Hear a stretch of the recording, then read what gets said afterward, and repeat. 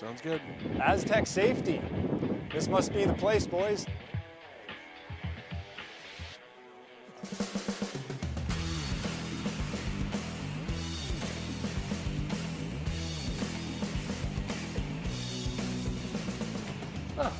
is about right. Looks like this is where the engineers hang out. Nice spot.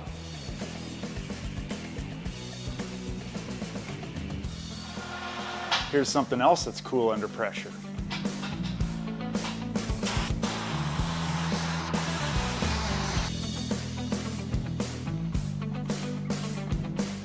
Great tour, but where's our man Brent? I don't know. Oh, perfect. All right, normally he's bailing me out. Roll reversal, baby. There he is. Rescue mode. Putting out fires for these guys already. Well.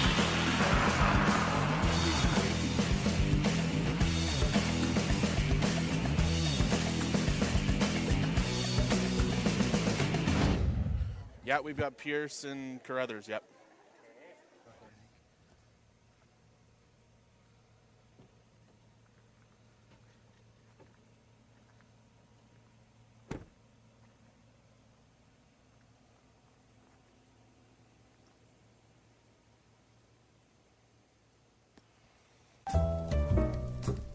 Hi there.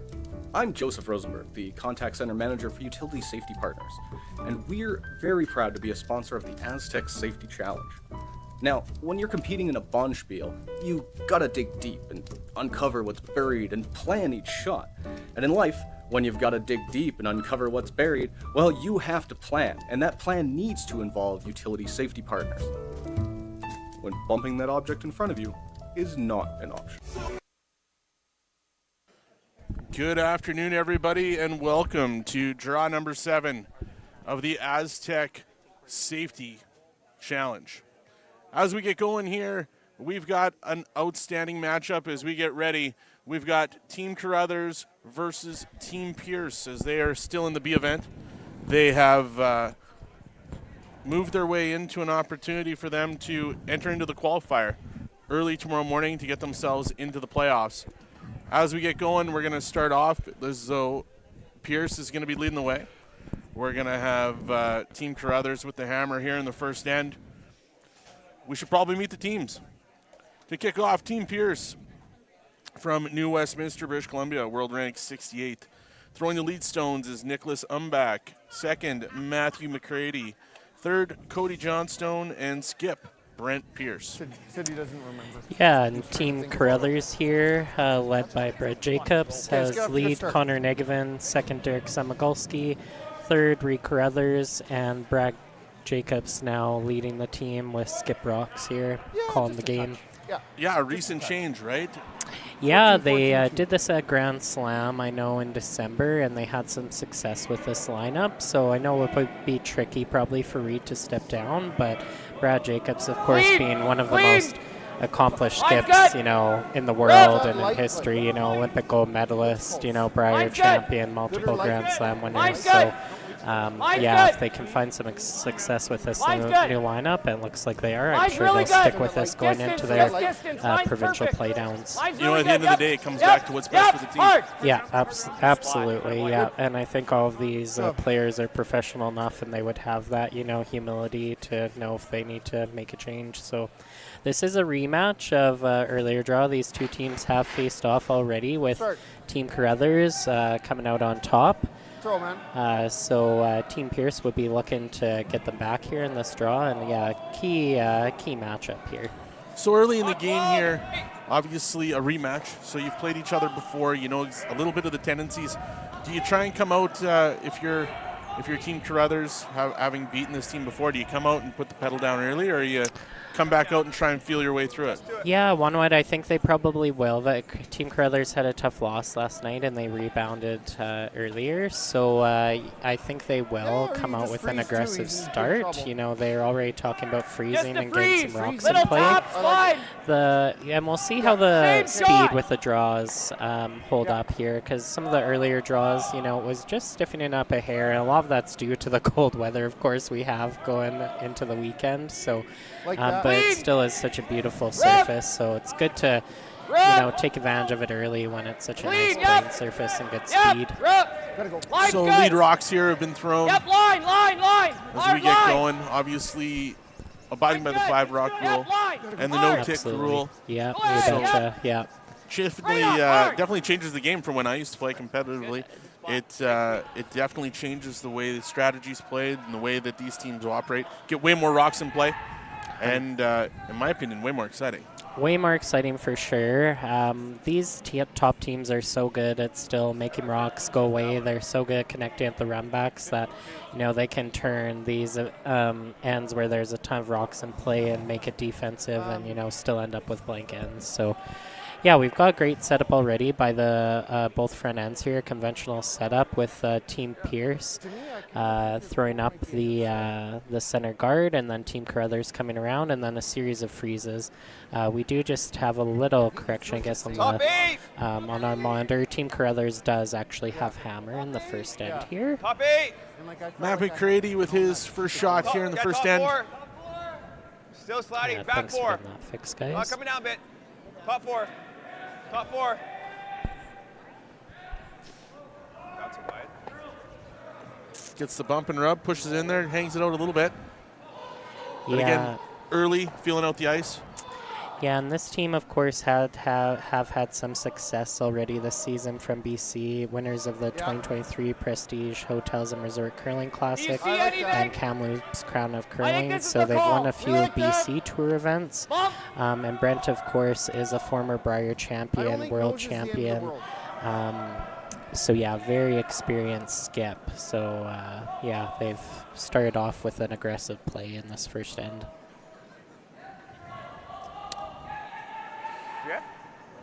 This is second Derek Samogalski. He's looking to just hit, rolling slightly. Even a nose hit would be an acceptable result here. Guys jumping on this one early. Trying to keep this one hard on line. Yeah. Did he want a little bit more roll there? Was that what he was looking for? They were trying to roll a hair wider just to keep everything spread out, because there is a double or just a simple hit and roll in too. That's still a great result though. Team Carruthers is totally controlling the front of the house right now. They've got that yellow in a perfect spot frozen on the red, so they are setting up for multiple points early here. So key shot already here for Team Pierce with second Matthew McCready. Second shot here from Matt McCready here in the first. Coming down with lots of speed, looking to move some granite. Yeah, and that's a great result there. Got those both going. Of course, it does leave an easy double back here for Team Carruthers. But still a good result to get a couple of rocks going when they were in a little bit of trouble. You're just making a hit and roll. I'm kind of thinking just blast them. Yeah. You know what? I like smooth, trying to hit 7/8. 7/8. But Derek, this is good too. Yeah, I agree with Brad Jacobs here. Nice to just get these rocks out of the way here. He is talking about it's okay to roll out. It would be great to keep your shooter here. I think that's kind of what they'd be going for. And he called smooth, which is just a smooth PO. Gotta go. Hard! Again, high weight. Real hard. It's amazing how hard these guys can throw when they really want to. Yeah, absolutely. And actually, a good result there. There's no double on those yellows, or if it was, be very difficult. The red rock would go spinning out of the rings, so I think they'll probably be playing a hit and roll on top. Great shot by Derek Samogalski. Shot, Derek. Cody Johnson stepping in here. The first shots for the thirds. Are we looking at a double peel here, or what's the shot here? They are playing the double. It's a very difficult shot. You have to hit right in the crotch of those two yellows. And the tough thing about it is keeping your shooter. You're likely going to spin up and out of the rings with some high speed. Another good result is just hitting and rolling on top of the other yellow. Yeah, and that was just the tricky part with that shot. You just had to hit perfectly, and even if you did, again, that red shooter would have likely been spinning up and out. Of course, we can see that Red Rock ended up in a good spot, buried up behind the guard, but Team Jacobs can just split the rings here exactly and set up for their 2. I like going away rather than that. I like that or... Reid Carruthers here with his first shot here in the game. Yeah, and Team Carruthers has had a great season. You know, I'm sure they won't be pleased with, you know, not winning, you know, or doing a little bit better in the Grand Slams, but they did still have 2 quarterfinal finishes, and they started off the year winning the PointsBet Invitational. They were defending champions and won that event again. So I know they're looking to really ramp up here and build as they go off, because they'll be playing provincial playdowns out of Manitoba. Very interesting seeing Brad Jacobs playing of Northern Ontario with the Moose calls and everything for years, and now he's playing out of Manitoba with the Buffalo. So Line's good. Just for weight. Line's Reid good. Carruthers with his first draw of the game. Line's good. Derek's always Derek. yeah, and early in the Always game, good. this is always going to be really fresh going to the wings. Lots of curl, and usually, if anything, just a hair slower, of course, to start. And you can just see that finishing in there. It's coming sideways into the rings. And like they said, even Reid commented, slid better than I thought. So that's what we were just talking about. Typically, that's just a little bit stiff, you know, going inside out to the wings there. Fresh path. Great execution and well set up for 2 here for Team Carruthers. Excuse me. Can you get one of the ice makers to come to sheet 5? Second shot here Can someone get for an Cody ice maker Johnston. to come to sheet 5, please? Is that someone in the committee? Is he looking to hit and stick or trying to get a little bit of roll in here behind cover? Yep, just was trying to him roll buried, and that was just tight early. They were calling that on early and potentially maybe just a hair late. So that is a miss, a half shot. Does allow Team Carruthers just to split the rings again. Probably the shot, eh? It's either that or here. Quite a bit there. Some true Canadian language there from what do you Brad like? Yeah, same with Jacobs. the practice. Probably the same play, hey? Yeah, and I agree, with Brad Jacobs. I think it is the call. Going around the center, you know, it's an aggressive shot, and, you know, if you're ever behind the tee line, going around the center, Team Pierce freezes, and then you're in trouble. You know, you're setting up for a good deuce here. It's nice to keep it nice and straightforward when you've controlled this entire end. Reid Carruthers with his second shot. Yeah, and should be familiar. Even though he's playing to the other wing, you know, it should be, you know, similar speed and they'd have a good idea. But we'll see. This one's tracking a bit more and appears to be heavier.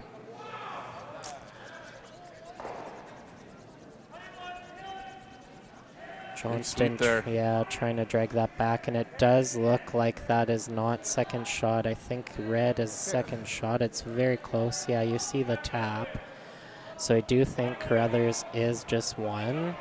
Big miss, actually, from Reid Carruthers there. Could have given that to his sweepers, obviously. So definitely a miss.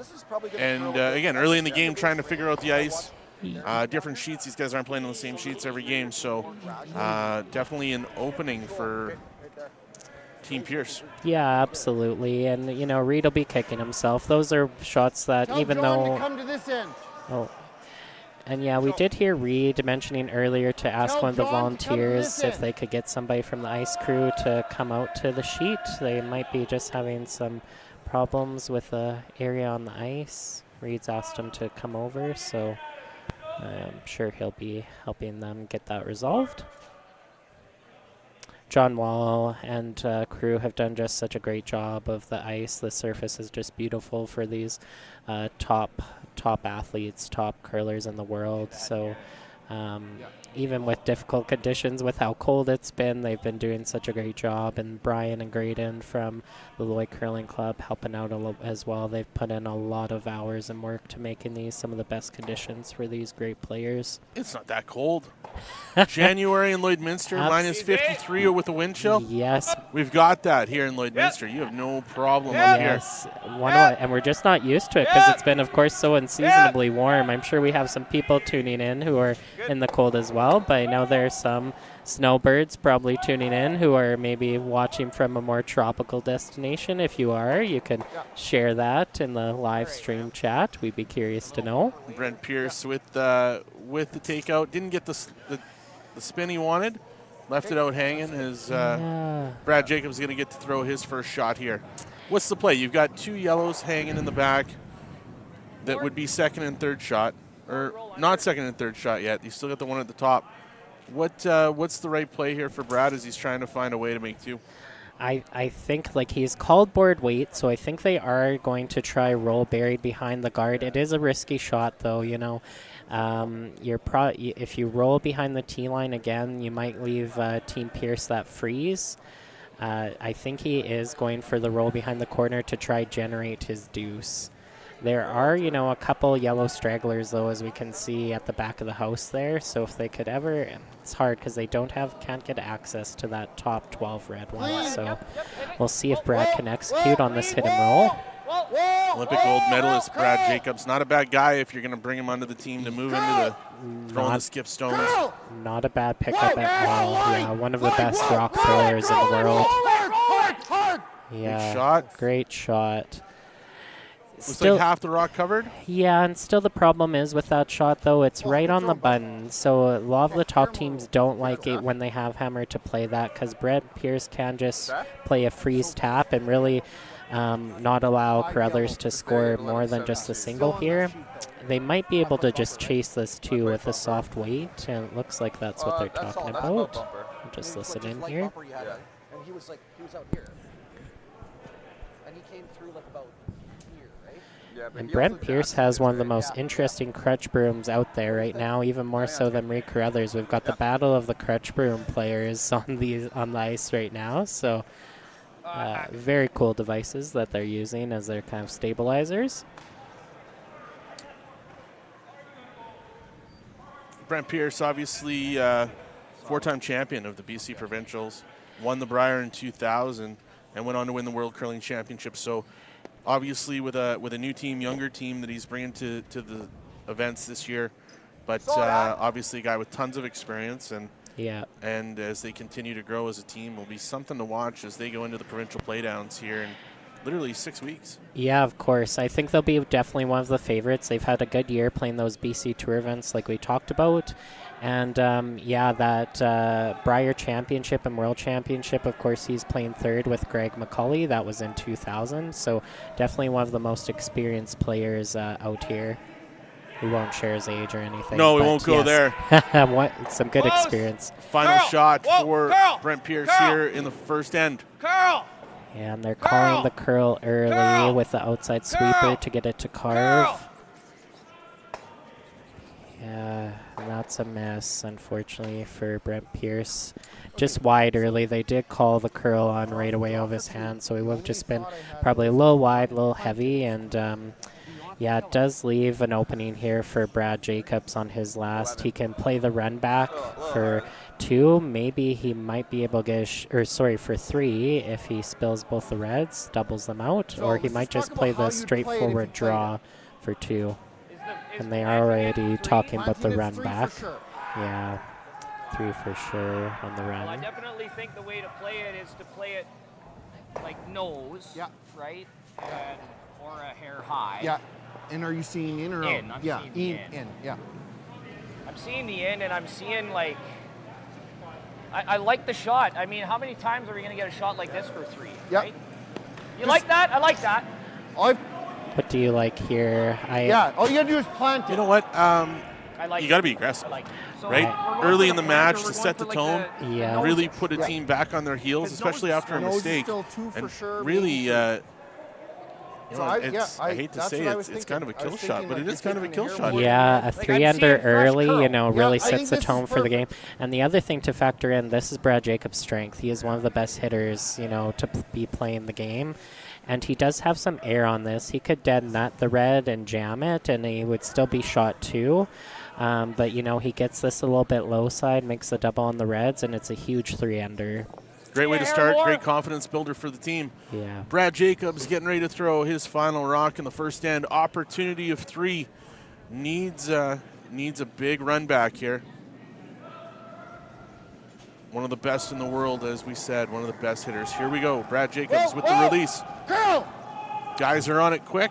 Yeah, they're getting it to carve curl early. Line! The hit. Oh. And the jam. Yeah, and that's not how they were playing that. He must have been wide because I think they're playing low side and they got it high side. So it is a steal of 1 for Team Pierce. Wow. Wow, big turn of events. Absolutely. To start the match when it looks like Pierce could possibly be down 3 and they are able to find a way. Yeah, classic commentator's curse. That's Brad Jacobs' typical strength there. Sorry, Brad. Yeah. Our fault. Yeah. Yeah. Yeah, absolutely. I'm sure there's going to be people on the live chat saying these two guys upstairs calling the game at the Astec Safety Challenge screwed that one up. Yeah, absolutely. But at the end of the day, it's Brent Pierce taking a single and a steal as we move into the second end.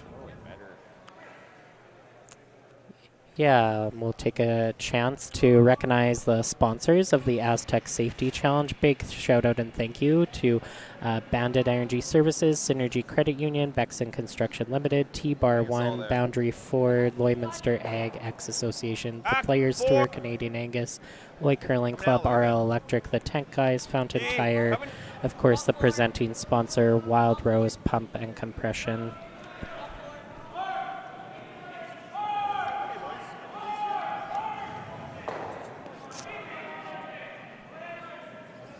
First shot thrown there, coming in right into the house to start the end. Yeah, and Team Carruthers will have to recover here. I'm sure they'll try and set up just the same as they were. They're setting up for at least a 2 or 3-ender last end, so we'll see how they rebound here because that was already a kind of a big momentum change early on in this game. Hard as of now, Derek. Always there. Throwing up the corner guard. Yeah, and I like this play. You know, Brad Jacobs, you know, he understands he missed. He's already playing an aggressive call, trying to generate at least a 2 here. You know, if he was feeling a little bit rattled, you know, you might see him hit that, but he's already wanting to shake things up again and try and generate that 2 points. World champion, Olympic champion. I got to think it's pretty hard to rattle Brad Jacobs, wouldn't you? You would think, right? Yeah, exactly. So, you know, you got to admire the confidence even though he has a miss, and that's what some of the best teams, best skips in the world do. They just rebound and, you know, just park those early misses. So, Brad, he decided last year he was going to take the year off, right?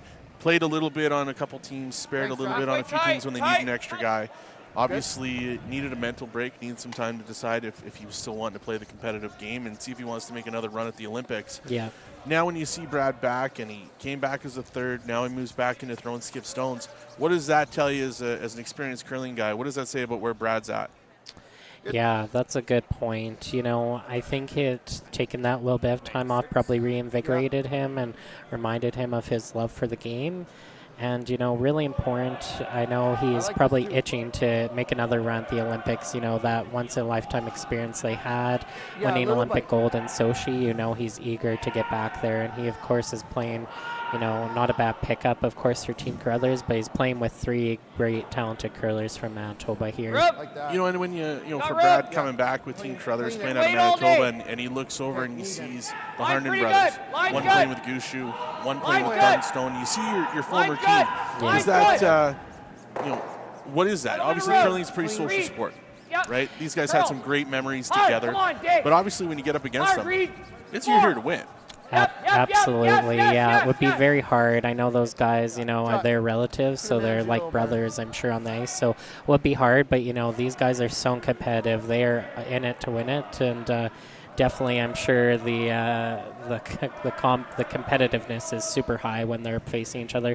We saw, of course, last year in the Brier final, of course, Team Dunstone taking on Team Gushu, and you could see the 2 Harnden brothers were wanting to be each other just as bad, but then afterwards, of course, you see the emotion. So same situation with Brad playing either of those teams, of course. I agree. And of course, we know the other member of former Team Jacobs Olympic champion, Ryan Fry, now with Team Italy, with Team Return coaching them. So maybe Brad Jacobs, is seeing Ryan Fry and is like, maybe, after this Olympic run, that coaching gig doesn't look too bad. Not too bad, exactly. Matthew McCready here with his first shot in the second end. Looking for the freeze. Yeah, and that's a beautiful Great shot. Yeah, Great perfect shot early in freeze. the game to have that weight, Cody's dumping a precision. bit there. Yeah. Leaves himself on the inside. Well, we'll just Team watch Pierce it. sitting We'll two. watch it. Yeah, perfect angle. Yeah. I'd like to tap that off just a hair. Stay here. Back 4, back 8. Such precision. I want to tap it a little bit. I want to roll to here. I want back 4 weight. Don't give me any more than that. Yeah, right? absolutely. It's unbelievable how these guys go from event to event to event, and they're able to read the ice so well. But again, like you said, also having John Wall back here.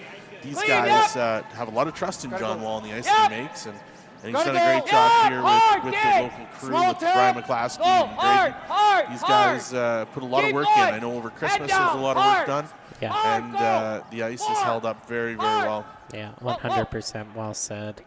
Great sweep here by Connor Negevin. And again, just perfect angle on that freeze tap. That's, exactly what they call that back 8, back 12 weight.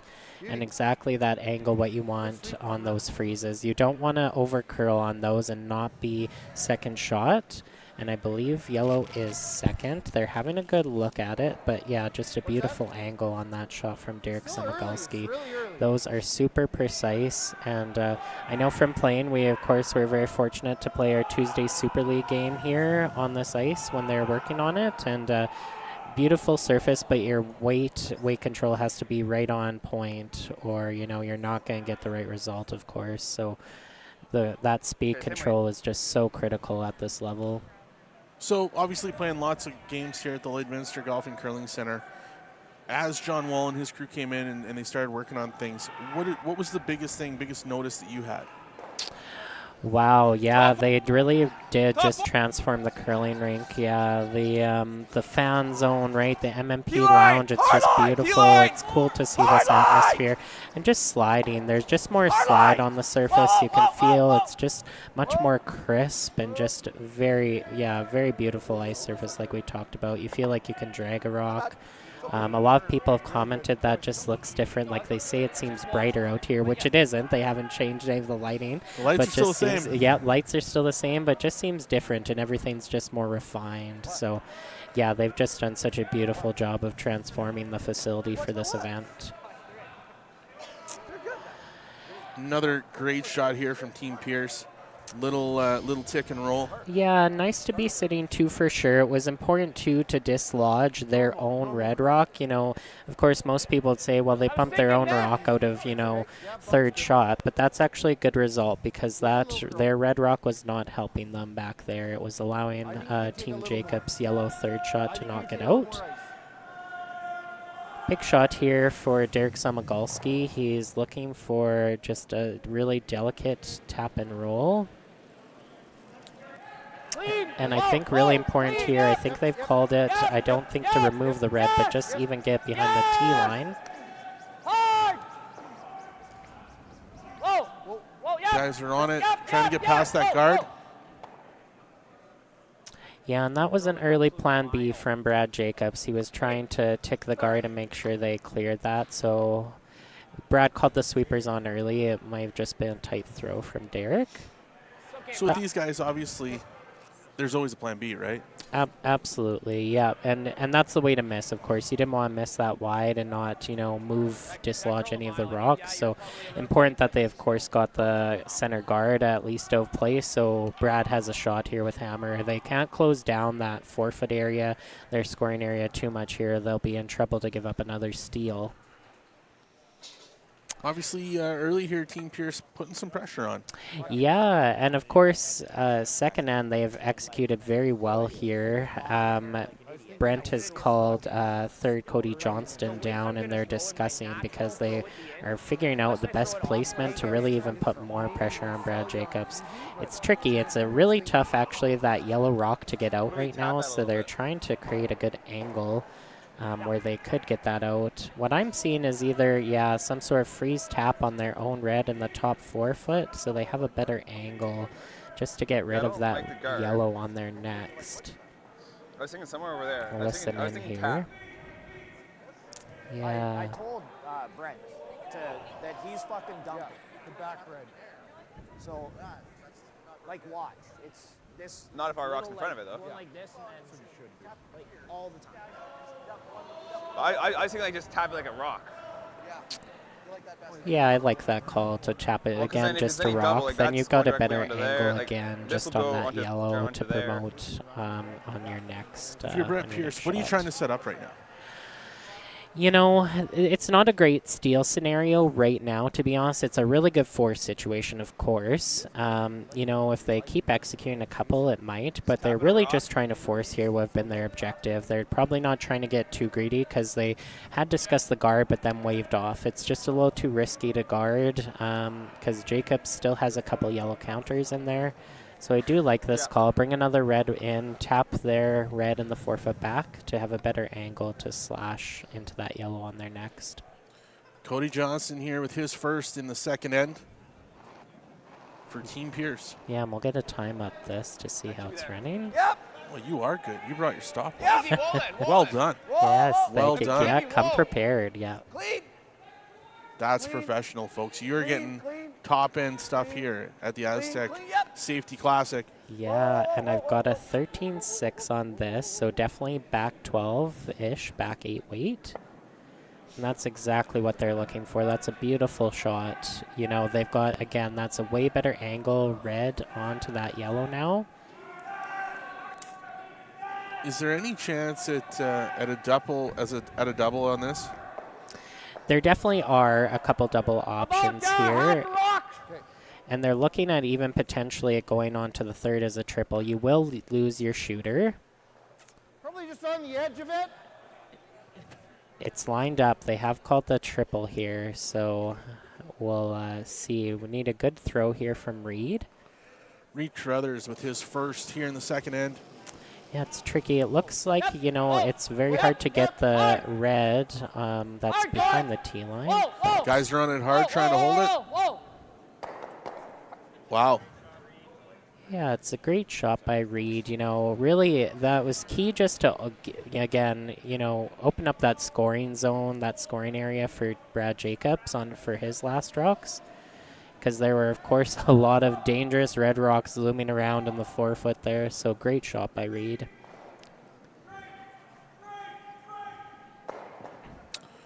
Can we do it? So Team Carruthers sitting shot rock, but obviously we've got 4 red ones in there. Yeah, and again, the Team Pierce had that great angle on their red. Of course, Reid, you know, removed that rock, so they don't have a good angle. Any hit on that yellow will just go straight back on that red that's behind the T line. So they're looking at a freeze, I think, or potentially just a freeze tap. They might even be playing the pick. Touch it. Yeah, and you just heard it. Just touch it. So they have landed on the pick here. Really difficult shot. He cannot hit, if he hits anything even thicker than a quarter, you know, that's jamming on that red. So he's got to hit just a piece. Big shot. Cody Johnston with his second. You got it. Hard. Gets the shot. Yeah, and still a great shot. He hit a little bit, about a quarter there, and still got it going. So very nice throw. And it is nice that they got rid of that red in the back. That one was not helping them. It was just more backing for Team Jacobs, Team Carruthers, I should say. So now for Team Carruthers, obviously no rocks in play for them. Facing 3 red, 3 rocks to go. Yeah, but still a good opportunity here to come around this corner and still generate the deuce. Reid has a great opportunity here. They've got nice corner guard. Reid threw this path, you remember, in the first end. He threw a couple inside-out draws, so they should have a good idea how this will run. Okay, line's good. Line's great. Yeah, I got a 15. Great speed there. Calling for the carve now to get it buried more with Connor Negevin. That's a great shot. Yeah, it's fully buried. A little bit deeper than what they wanted, but still good result. Yeah, probably want to keep that above the tee line. For sure. Yep, it will allow a freeze here. I don't believe they can chase this with any weight. Just bump it out. What did you say? You like that better? Yeah. I don't care. I don't mind. I'm okay. If you can see it, I like it. How much can I see? They're asking how much you can see, and I think they'll be surprised. It does look dead buried. I don't think he has any. Hey, skipper, I can't see nothing. Yeah. We'll see what...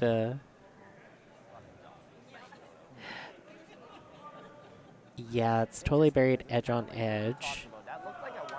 So it is a very tricky shot, but you know, this is the right-handed thrower's in turn, so we'll get more throw here with an in turn versus a right-handed thrower's out turn. What kind of weight do you think he needs to throw to be able to tap and push that back? Yeah, like just through the house, like weight. You cannot be heavy on this. If you throw like board weight or even solid hack, it will not get enough curl by that guard to, remove this rock. So he's probably just looking for a back line. Needs to move this about 6 feet to be sitting 4. Yeah, exactly. It is a good opportunity, but very high degree of difficulty shot. Very precise. So I'd imagine he's probably looking for about 13 and a half seconds hog to hog. I'll get time on this. So you're saying high difficulty, you don't want me throwing this shot? Is that what you're saying? That's correct. Okay, good call. Great call. That makes total sense. I wouldn't want me throwing this either. I haven't even seen you throw a rock. Oh, so it's that's special. Oh, absolutely. It's special. Yeah. I'm signing autographs later, actually. Perfect. And, if somebody goes down, I felt like I could sub in. Yes. They're going to lose. Do you have your curling shoes with you? Everything's here. Yeah, I brought everything with me. Put them in the car even, just in case. Nice. Yeah, and they'll be staying nice and cool out there, so they'll be ready for the ice. They will definitely be ready. Yes. Brent Pierce with his first here in the second end. Yes. Trying to get the tap and push this one out of the rings to be sitting 4. Guys are calling hard for line here. Doesn't get past the guard. Yeah, and they called that on early. Again, it looked like the correct speed he wanted to throw, but perhaps just a bit tight over his hand. Where do we want to be here, Ram?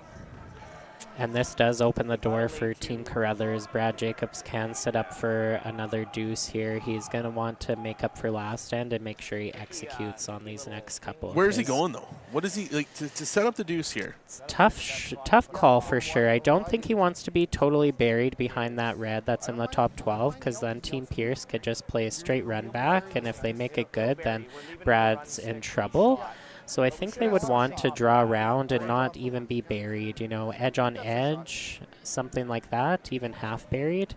The tricky thing is they also don't want to set up a double, so he's got to be very precise on this draw placement.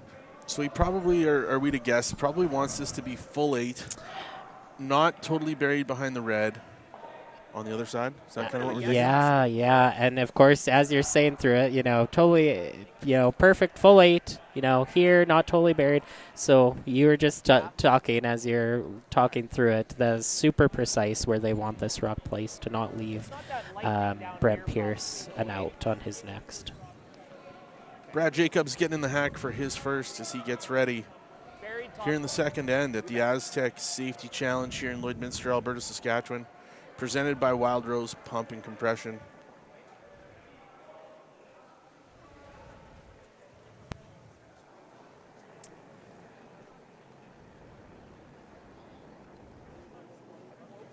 I don't think it is either. Rub! Line's good! Rub! Line's good! Well, if it's heavy, well, where? Sweepers on and off here. Where is it? Line's They're good. calling top Line's 4. Good. Whoa. Got 14-3. Starting to get on it now. It's good. And there you go.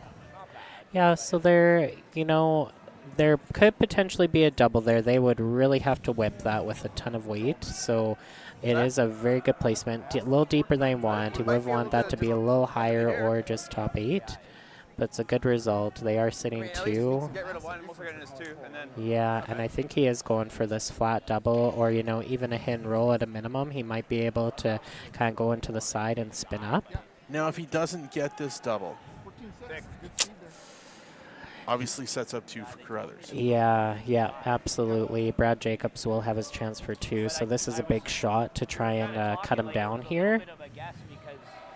That's not drawn to the button line. Now out of the hand, if they feel like it's coming offline, obviously most important to make sure they get the nose hit and make sure they take one of these rocks out of play, correct? Yeah, absolutely. And, that should be no problem here. He will be able to remove his object rock pretty easily. But, it's a good opportunity with a good throw here to potentially get both. Brent Pierce with his final rock here in the second end. Yeah, and you can see a pretty big release. It did look like an in-out motion. And a nose hit. Yeah, and they'll be okay with that. Team Jacobs has, Team Carruthers with Brad Jacobs skipping here has earned the 2 points this end. And it really was set up by that great come-around draw by Reid Carruthers. He got that draw to the wings totally buried behind their corner. So the hit and stick for 2. Brad Jacobs throwing the skip stones for Team Carruthers as he settles in for his last rock. Yeah, big second point here. Brad will need a clean throw here. He'll be looking to make up for, again, the first end. I think he's actually playing the draw. Deceptive Ice, it could have been either or there, but he is playing the draw. He did, of course, just play this exact same line. Line's good. Sweepers are off early. Brad looks like Line's he good. didn't like it. Sweepers are on it now. He didn't look happy right out of his hand. Yeah, I got a similar time to his first, so it looks like it will be okay. Using his own for backing. Yeah, Doesn't settles need in it. there nicely, yeah. Good solid shot to draw in 2 for Team Carruthers. At the end of the second end here at the Astec Safety Challenge, we have Reid Carruthers 2, Team Brent Pierce 1, as we'll take a short break and a message from our sponsors.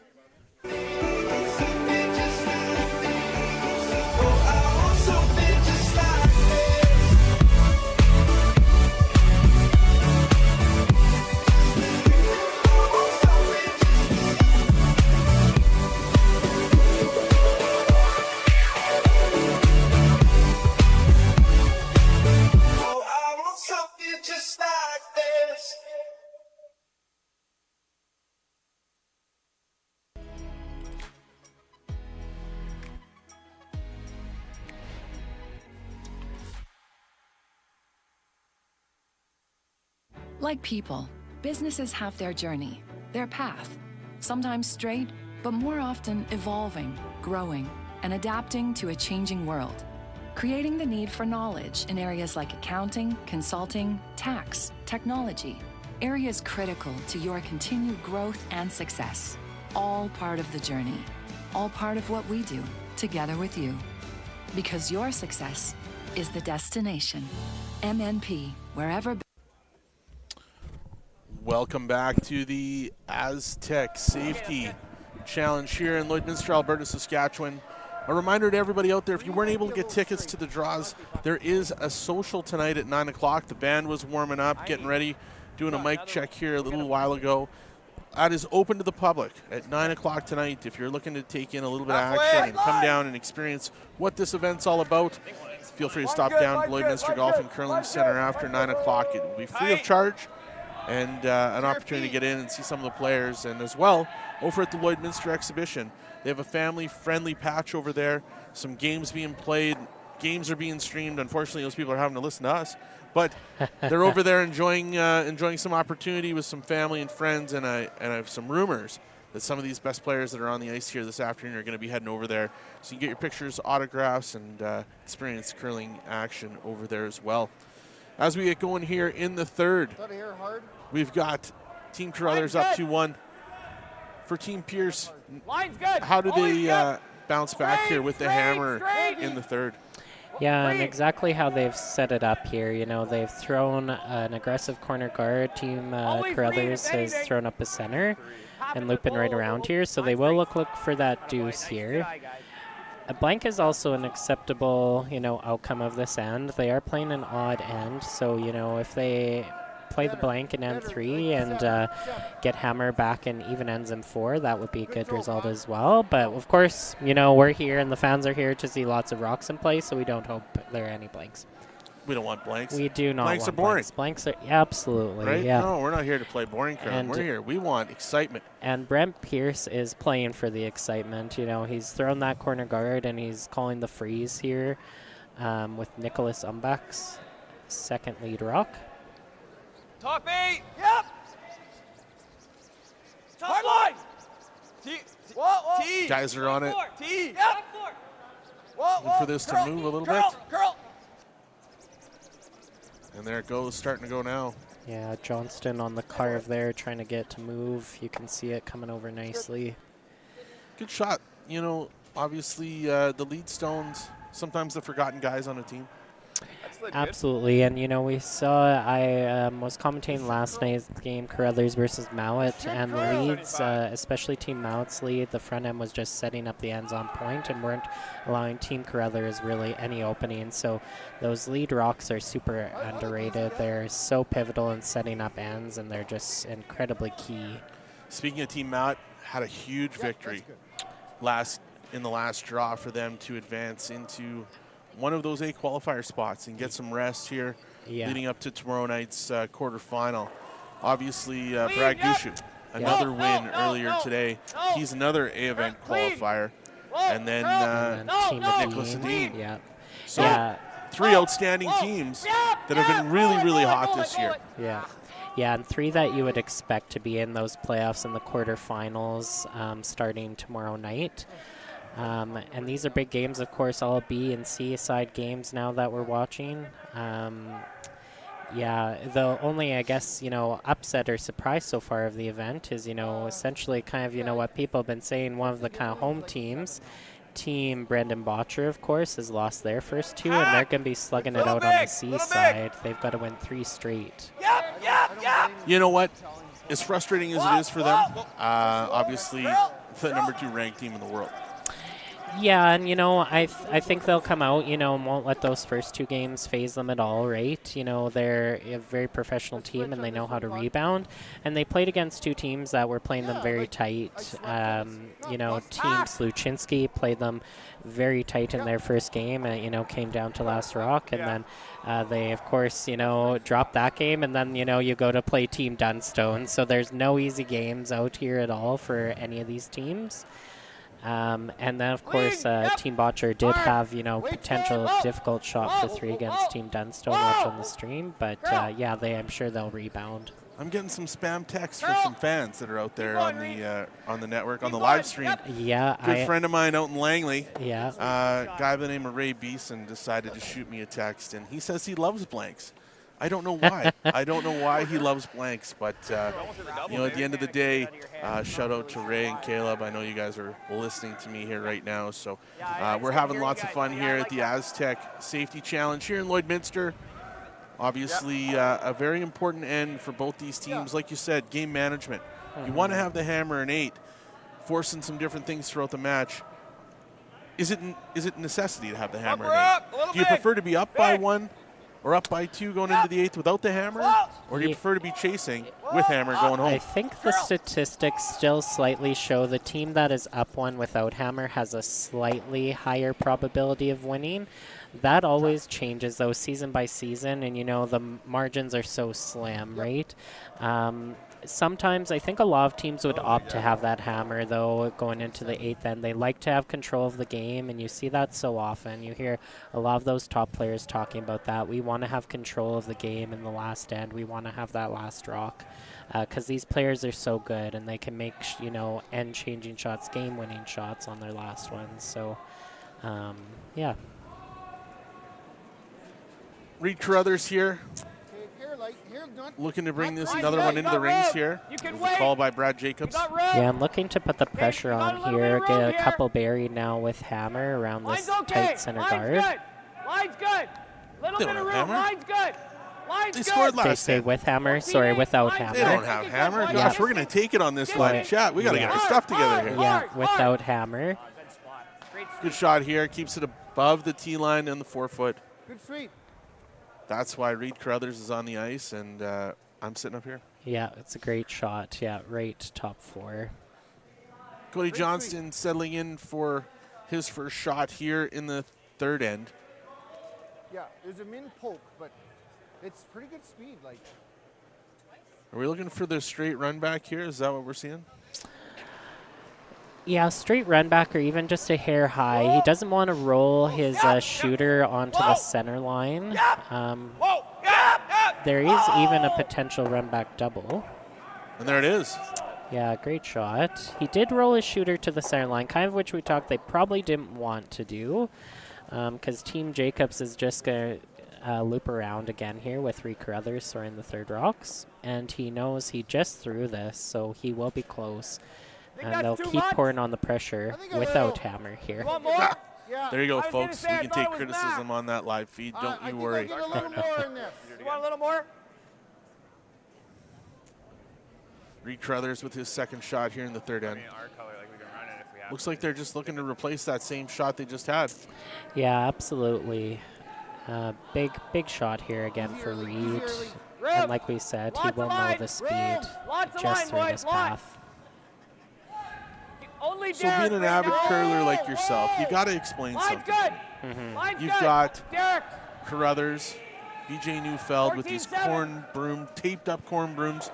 Is that a Manitoba thing?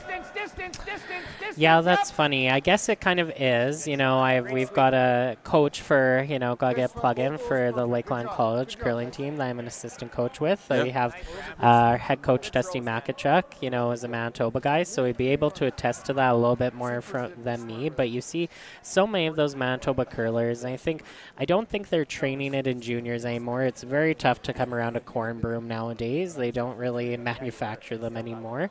But, you know, a lot of these Manitoba curlers, they see, you know, some of their idols, these legends from Manitoba, Jeff Stout and Kerry Burtnick, you know, these players that are using the corn brooms, and, you know, they want to emulate that. Well, there's definitely something in the water. We've got lots of good Manitoba talent out here in Canada on the curling scene. Yeah, absolutely. And we see it even on the ice here in this draw. Of course, you know, there's Team Dunstone out here. You know, got a few players with that tuck delivery. Mike McEwen, former Manitoba guy, now playing out of Saskatchewan. Yeah, absolutely. And we'll take a chance, you know, when we have a little lull in the games here, just to give an update on the other sheets. Brad Jacobs getting ready to throw his first rock here in the third end. Yeah, and that was a big miss on the run back there. That was a good opportunity for Cody Johnston running in his own red. And now big opportunity for Brad to replace the center guard and have it be their own guard. Really going to apply the pressure here on Team Pierce.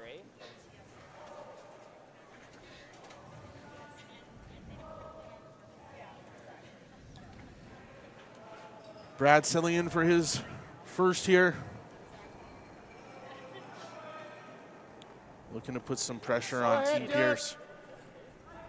Hard line. You gotta go there. You gotta go there. They're going hard line to hold it early, trying to avoid the overcurl. Higher the better now. Clean.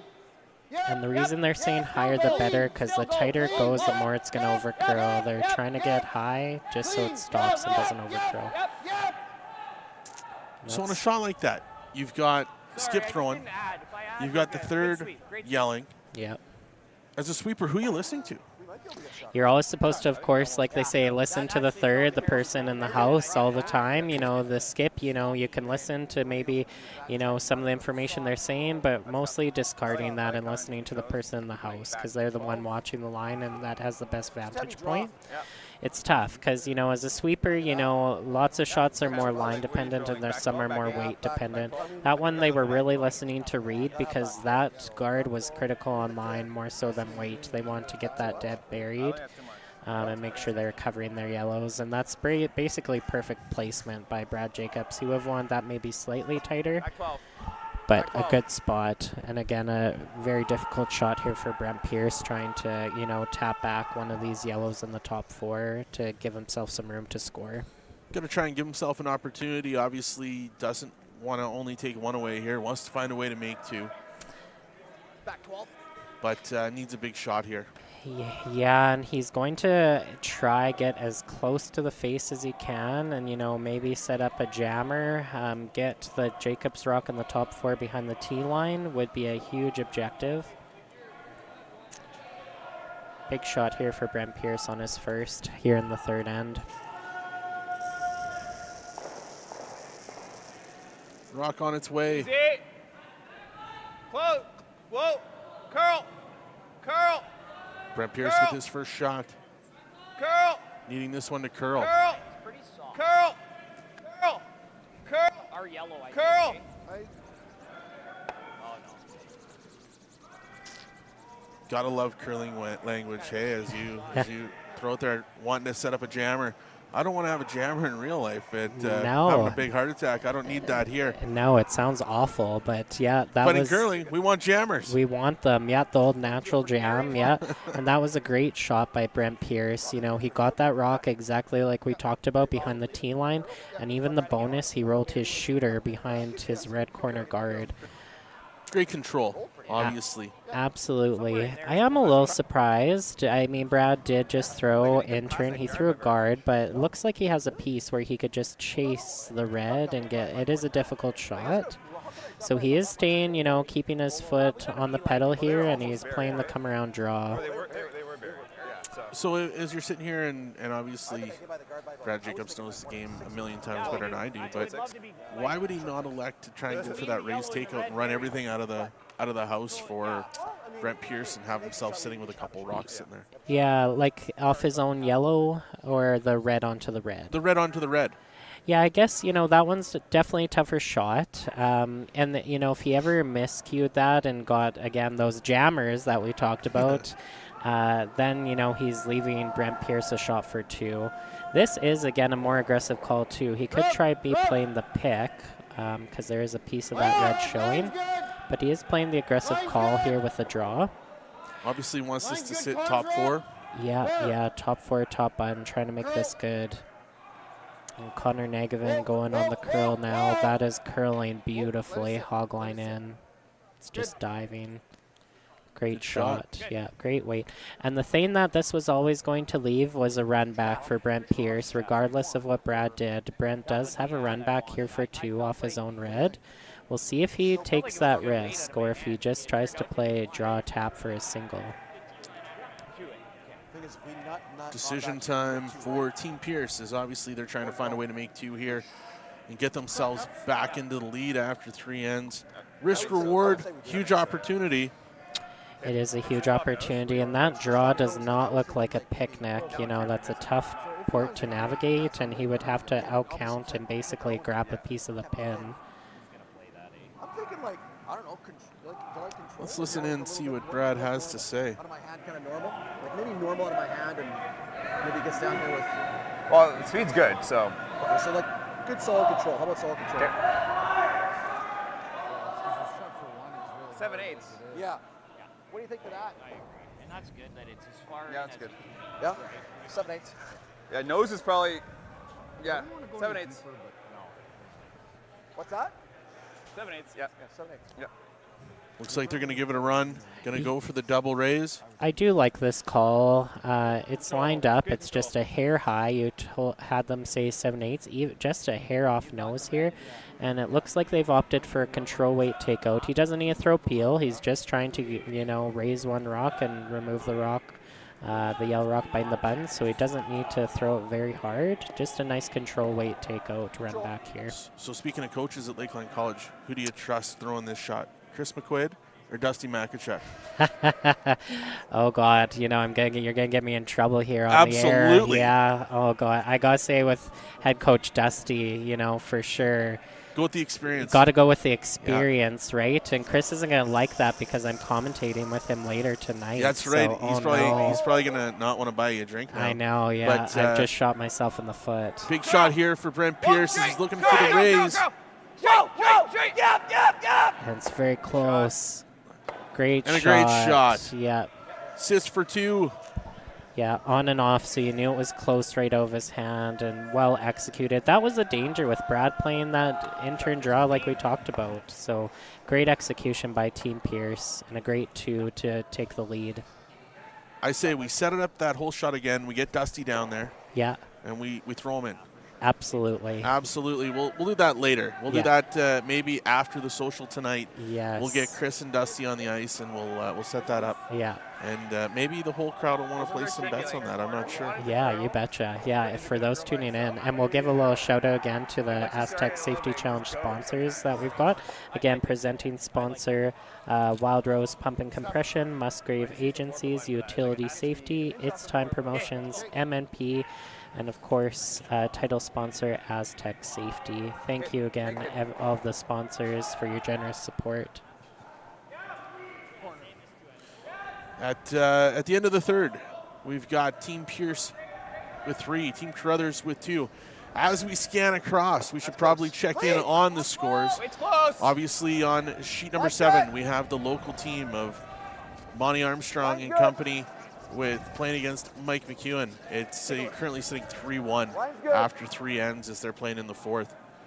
Over on sheet 6, we've got another local team, DeConnick Smith versus Team Libis after 3.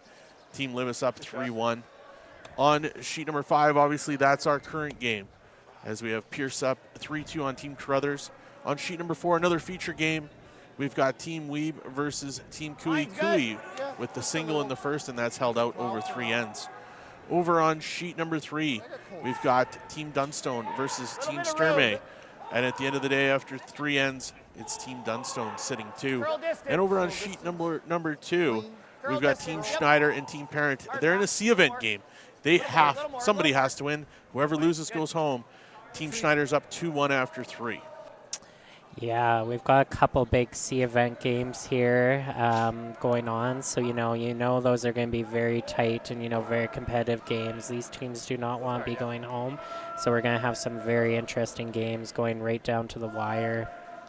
Chances to play for $100,000 on the World Tour doesn't happen very often. Yeah, absolutely. They're playing for a huge purse, and we talked about last night that beautiful trophy, the new inaugural Astec Safety Trophy. It's beautiful. It's got the Alberta and Saskatchewan province maps, and it shows the border. So beautiful trophy that these teams are competing for, as well as tons of points towards their rankings. And that design was done by a local artist here, Michelle Lake. She was the one who had the vision for that trophy. Yeah, and just fantastic. It is beautiful. Yeah. And it's heavy. Yeah, I haven't lifted it yet, but, does look like something, might be, one of those late night. Maybe the winner will have to be, like they do with the Briar Tanker, pass her around, the patch, and just have everybody, get to experience lifting that big Astec Safety Challenge trophy. Absolutely, as we have lead stones here for Team Carruthers. Whoa. Clean. Whoa. Clean, yep. Yep. Curl. Whoa. Curl. Hard, Ram. Hard. Really nice throw. Good sweep, guys. Good shot there. I got 12. Team Carruthers entering the house early, sitting at the top of the 4-foot. Move into the seconds here. Matthew McCready for Team Pierce.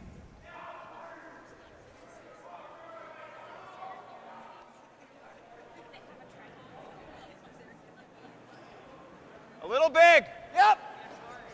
Yeah, hard line. Yeah, and they're looking for the same shot here. They're hitting it early, but again, looking for that soft weight hit, trying to get right to the face of this rock. Trying to get a little rollover if they can. Yeah, and that's a great shot. They even could have rolled it a hair further. You know, the closer they are to those guards, the easier the hen roll dead buried is for Team Carruthers here. But a well-executed shot when they couldn't see all that rock.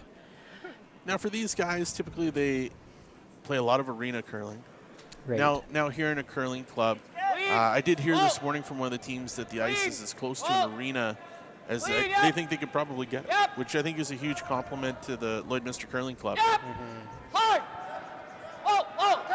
Yes, 100%. You know, it is very tough to emulate those kinds of conditions in a curling club. You know, just, you know, differences, you know, they've tinkered with ice temperatures and airflow. So it's really just a fine craft to, you know, get that ice, you know, just with that great curl and just perfect consistent speed across the sheet. And we've seen that throughout the first 2 days of the Astec Safety Challenge. It's been just great conditions again for these players. We can't say enough about the beautiful ice for these top-level athletes. Second shot here for Matthew McCready with Team Pierce from New Westminster, British Columbia. Yeah, and again on the carve here with Cody Johnston, and gets right to the face. That's a great shot. Great speed control again by both of these teams. They're just playing, you know, that control, like board to hack weight. You know, it's funny, you look out on the ice and the lead for Team Pierce, Nicholas Umbach, he's taking the jacket off, and then you look over to sheet 4 and Kevin Cooey's got a winter jacket and toque on. Yeah, you know, and we saw that throughout the day. There definitely are some more people wearing some toques. You know, everybody's little internal temperature is a little different. I know I can attest to that. I'm usually, you know, pretty warm-bodied and would not be wearing a toque or a jacket probably at all, even though we're out on frozen ice there. So I will vouch for Nicholas Umbach. That's all good. It could be minus 40, minus 50, and you could still get a little sweaty. The guy from BC. Yes. Right? Absolutely. Got the jacket off, ready to go. Yeah. Good Alberta boy and Kevin Cooey. Yeah. Looks like Frosty the Snowman down there. Yeah. That's you know, you gotta play for the conditions, right? And they're well equipped, you know. Absolutely. Cody Johnston settling in for his first shot here in the fourth. Yeah, and that was a beautiful roll to get that buried by Derek Samagalski. This is not an easy shot here for Cody Johnston. He is looking for the run back. You know, he could air a little bit low side and potentially get the double peel. Would be an okay pro side miss.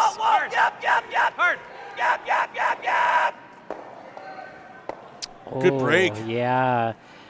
What a break for Cody Johnston, Team Pierce, as he gets the tick off the guard and then runs back to take out that shot. Yeah, absolutely. Yeah, and a great sweep to hold that line. You like that at all? That red's high enough that I can chase. Got to be lucky to be good and good to be lucky. Absolutely, 100%. Yeah, and you know he was very close there. Of course, you know if he got by, you know that tight guard, that shot did two good things. You know they moved that corner even slightly over a little bit more. You know now they have a red center guard to work with potentially. So, of course they got rid of shot stone in the ring. So. Yeah, great sweep there by the front end for Team Pierce. Reid Carruthers here with his first in the fourth. Obviously looking to find some coverage somewhere. And Reid has been so dialed in with his draw weight so far this game. He's played a lot of draws, especially to the wings, so he should be so familiar with what this is doing. We're getting good speed here, high 14, almost 15 seconds. Come on.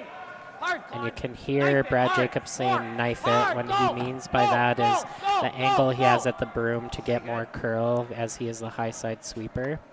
You hear a lot of the team saying that they want to knife it, they want to carve it. They're trying to get maximum curl.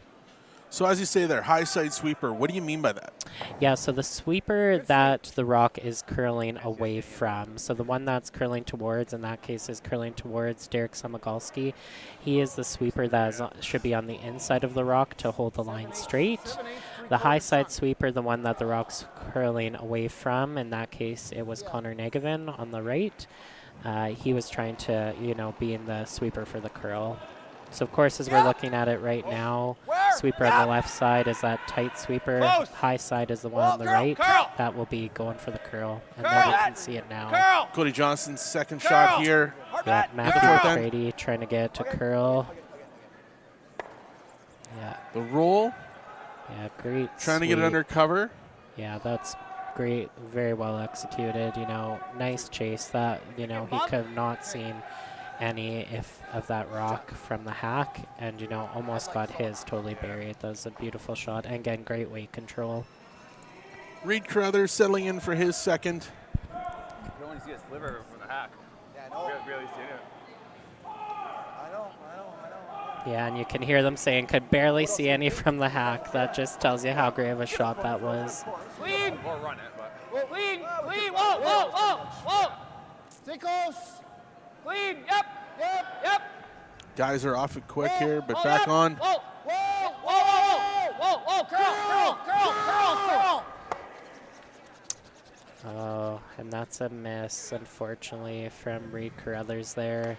They were on and off, and, you know, just need that to curl a little bit more. That rollout does open the door now for Team Pierce to get a force. Yeah.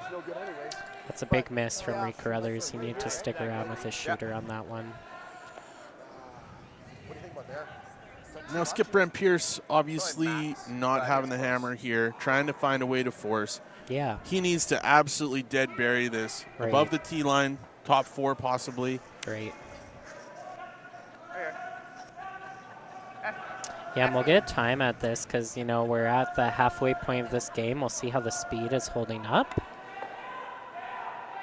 And it has been, you know, doing that pretty well, you know, of course, throughout this entire event. So I see that they'll have no issue with the speed on this one and getting this dead buried. The top 4, what are we looking at for time? Yeah, I'd say about 14.5 still is what's been running to the center. If we're right, folks, we'll buy you a drink. If we're wrong, we're still not buying you a drink. Oh, no. Okay. Yeah, good call. I like that. Let's see what happens here. Brent Pierce with his first shot.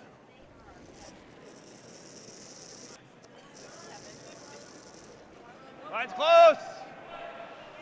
Line's good. Rib. Line's good. Right here.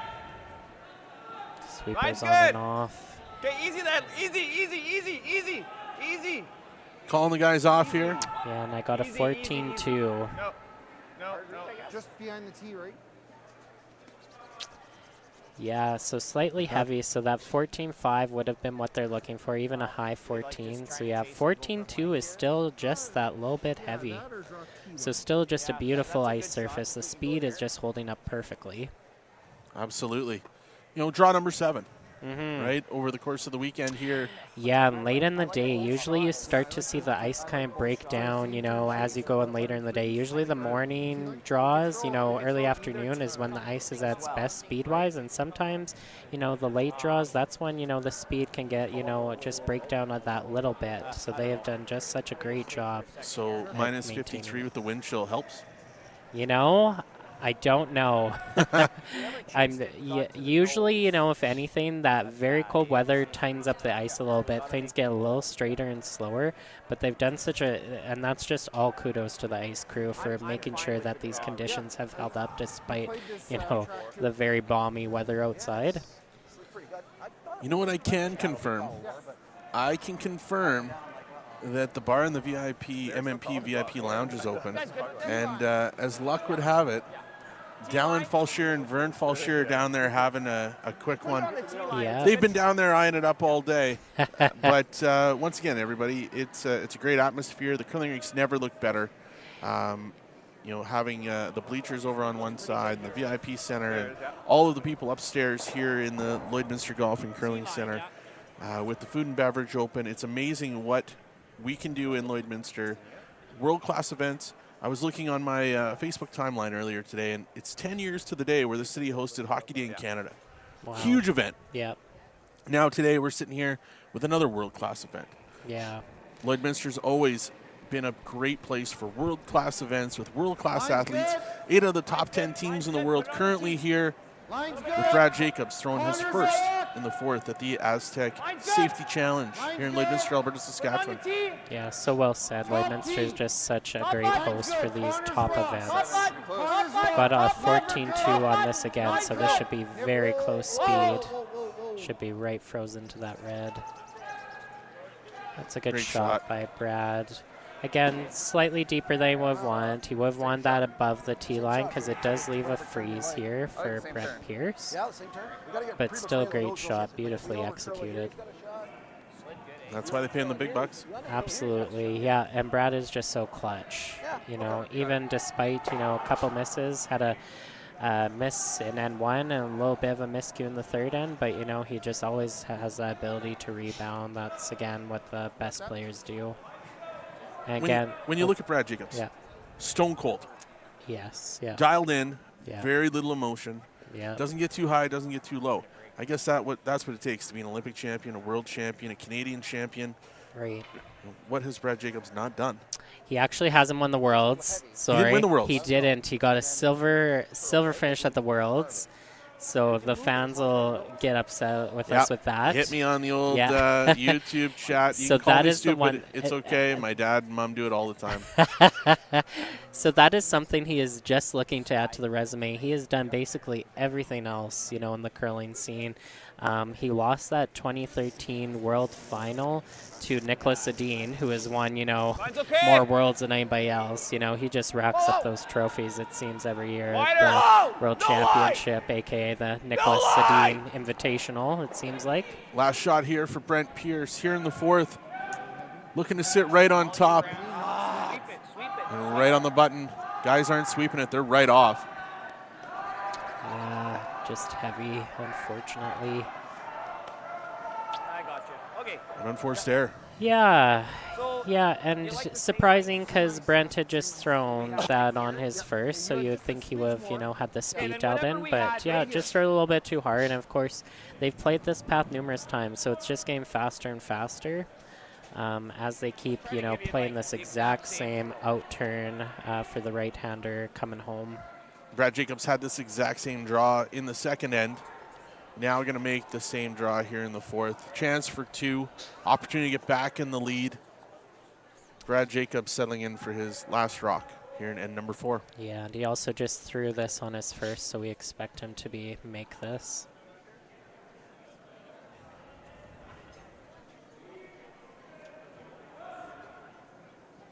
Yeah, and that's just what you talk. Stone cold. Look at the focus. Letting her go, giving it to the sweepers. Rope, easy.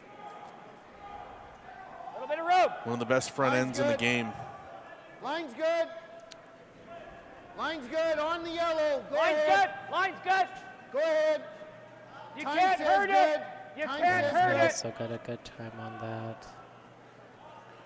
Very nice. Team Carruthers with a Brad Jacobs draw to the button.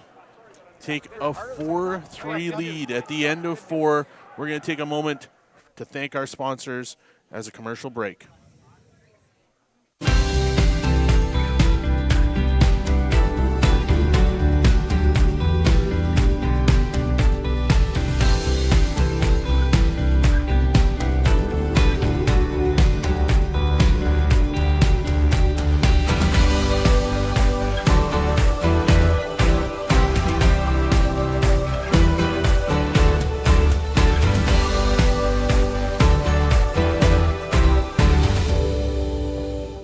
Official soundtrack to Canada's only border city, 106.1 The GOAT.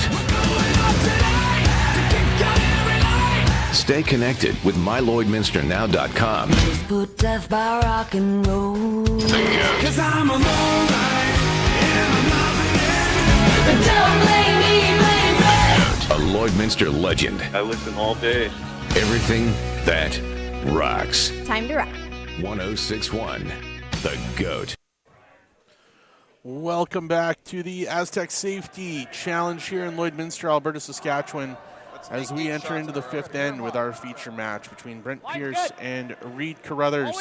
As we look across the scoreboards on sheet number 7, we have our first finish and our first elimination. Unfortunately for the locals, Team Armstrong has fallen to Team Mike McEwen in 4 ends with a big 5 spot in the 4th.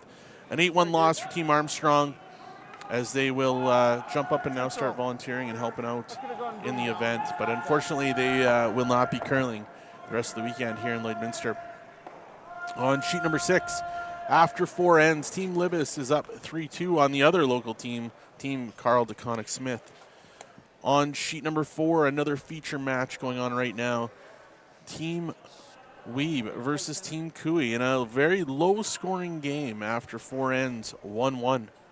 In sheet number 3, we've got Team Dunstone and Team Shermay after 4 ends. Team Dunstone leading 2-1.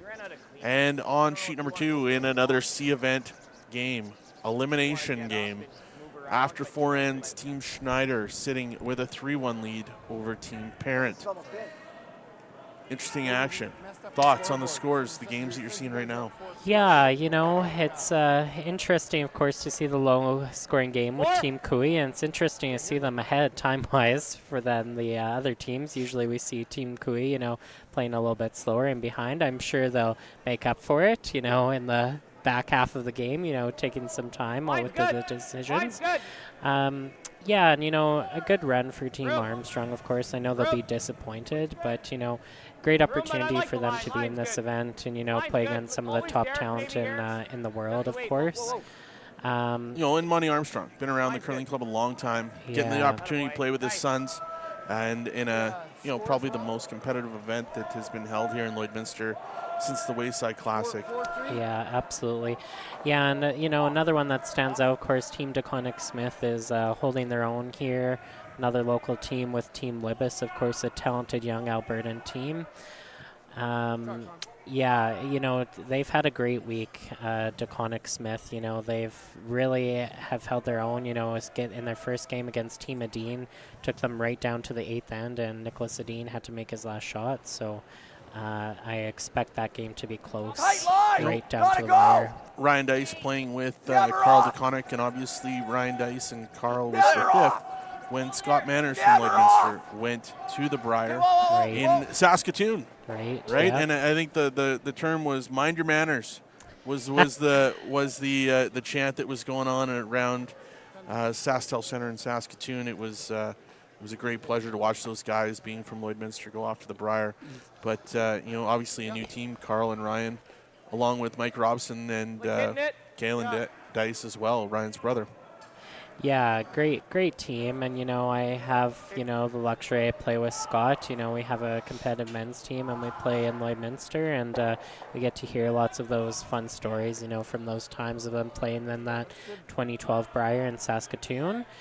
Yeah, so get to hear some great stories, and, yeah, get to see Ryan and, you know, the Armstrongs around the club lot. So, you know, very cool, you know, of course. And the curling community is very small, of course, and we see that all the time. You know, but speaking of the curling community here in Lloydminster, obviously on Wednesday night, the junior curling development. And, you know, 4 world-class teams came out. Team Goskins from the Netherlands, Team Parent, who's out here right now playing, Team Botcher. Yeah. And then we also had the #1 team in the world. Team Retornas was on the ice with all of the young talent here in Lloydminster on Wednesday evening. And as you can see, as we've got the picture up, look at the smiling faces, and everyone's so excited. Lots of teams out there. And I heard from Team Retornas, they said the talent looks really good for Lloydminster. And that picture goes to show you how excited these kids were to be on the ice with that world-class talent. Yeah, absolutely. And that's just going to keep, you know, energizing the community and those, you know, junior curlers and, you know, the more, you know, adult curlers as well. It's going to, you know, hopefully, you know, bring more membership in and, you know, really just revitalize, you know, the curling community and, you know, the junior program. It really just, you know, can just spark, you know, energy and, you know, the hard work ethic when you get to, you know, rub shoulder to shoulder with these world-class curlers. So it's very cool, and, you know, very grateful, of course, that those top teams took the time to spend the time with those junior curlers. And you know what, in Canada, you know, obviously, I hate to say it, hockey's king. Right? Yeah. But I think when it comes to ice games, curling's got to be right there, right beside hockey. In Canada, we love it. But when you look at Curling Canada, they've had some shake-up here in the last little while. They just announced a new CEO. Right. Just brought over Dave Murdoch from Scotland as the new high-performance coach. And I think Dave might be making his way up here to Lloydminster this weekend. And I had the chance to meet Dave in Okotoks earlier this year. And obviously super high expectations as we get geared up for the Olympics. And obviously we want to win in all opportunities, men's, women's, and doubles. You know, it's a big time in Canada, and you know, a big job ahead for Curling Canada as they try to become a little more relevant with the younger crew and trying to get that vibe back into the curling clubs and getting more people playing. If you haven't had a chance or you're out there and you're thinking about curling, you got to give it a try. Absolutely, and to experience this, it's such a great sport, and there's so many different versions of the sport. There's a traditional 4-player game, there's the mixed doubles, they're talking more about potentially 3-player games or just regular mix. There's stick curling, there's just so many varieties of the game. So, if you do have, some people, of course, aren't able to, play the traditional game. It's a very accessible sport to people of any sort of background, which is, what makes our sport so special.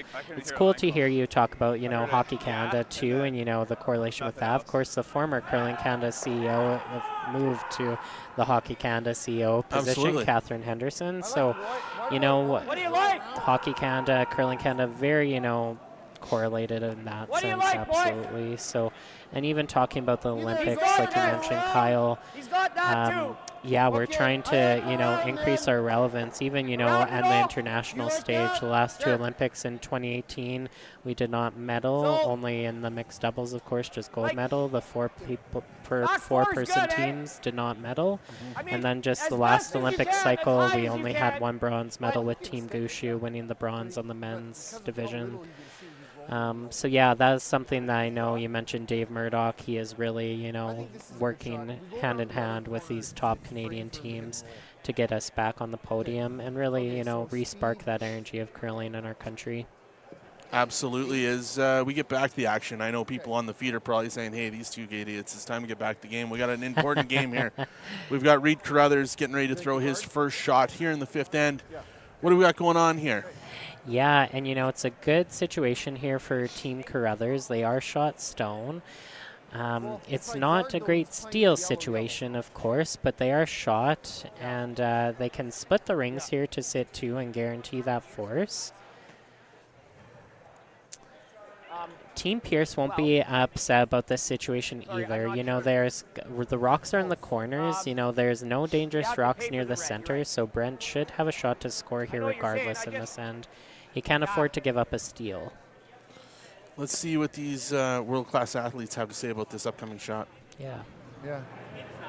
It's okay. We freeze back, though. I'm not convinced the guard's good because of this is being open. Is that double there? I mean, it's really close. But even playing that, he goes yellow, yellow. And that's not great for us either. Let's just draw.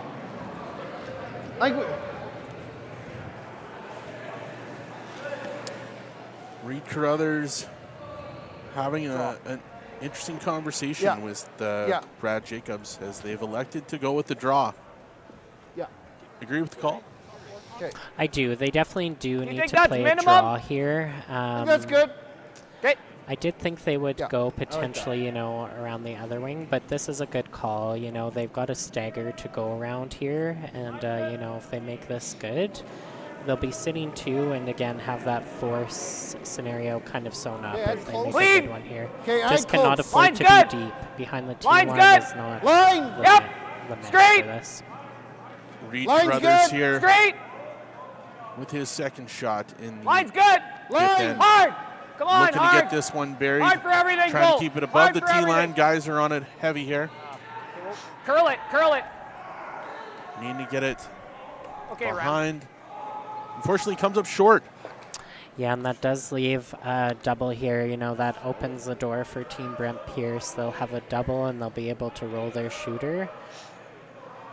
So not the result Reid was looking for on that one. To make sure this gets out. Shoot.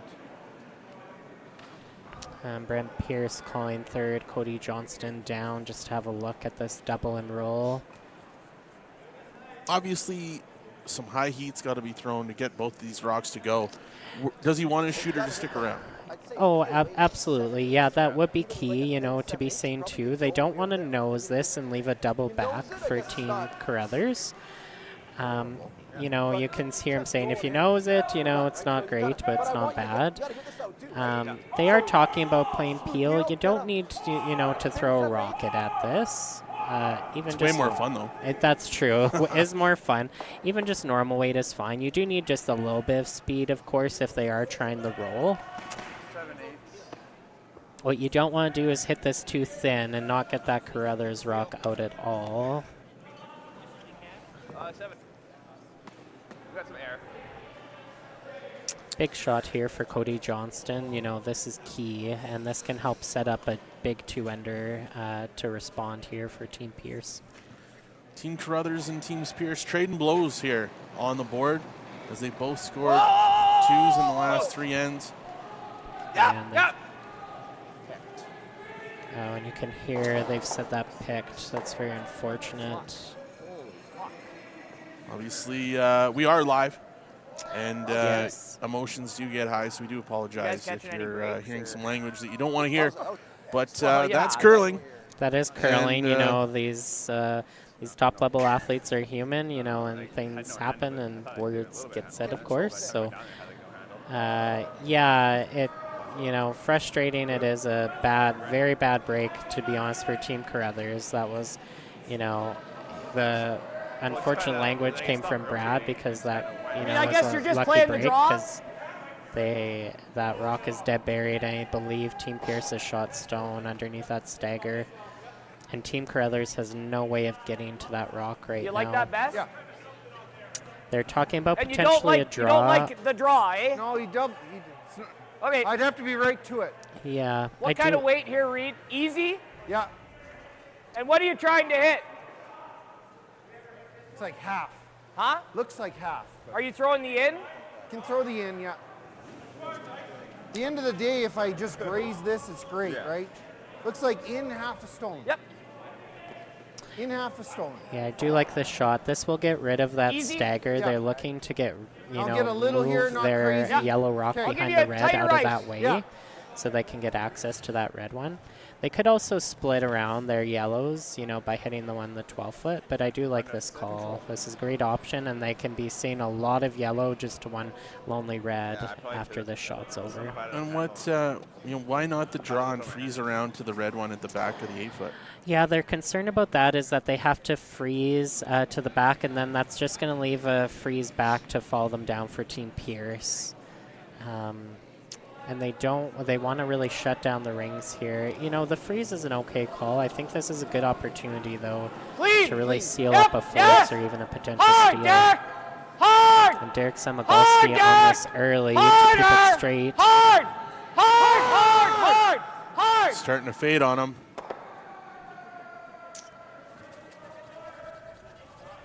Okay, good. As they move some things around and split the house, Good freak, it's Derek. Team Hair Carruthers thicker. sitting Good freak. 2. As we get into the Hair thicker.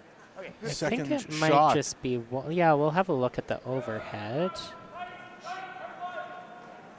Yeah, so Nope, it is you're just right, one. But it's a good result, like we talk about. They got rid of that stagger, so they do have access to that red one. They can play the come around bump with a out turn for the right-hander, or they do have a yellow run back. Holy fuck.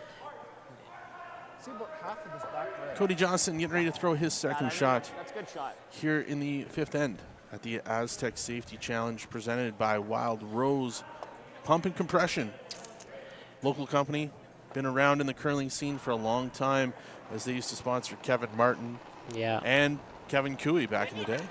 Absolutely. You know, what a great company, right? That's really contributed to the game of curling so much. So, yeah. very Rod great. Wild and Reini, huge supporters of curling. Yes. Not only on the world stage, on the Alberta stage, but also locally. So, again, of thank you course. to Wild Rose Pump and Compression for your sponsorship here at the Astec Safety Curling Challenge. Right? Yeah, and a good shot here from Cody Johnston. He would have liked to have got that curling a little bit more. You could see, again, that outside sweeper trying to get it to carve in.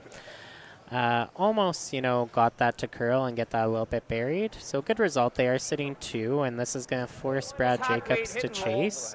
And like you heard Brad Jacobs say as he's getting to the hack, trying to hit and roll. I believe he's trying to hit him roll in front of the other red counter, so he's trying to roll left as we're looking. Almost right back to where Reid Carruthers' broom is where he's trying to roll to. Brad Jacobs steps into the hack for his first shot. For Team Carruthers,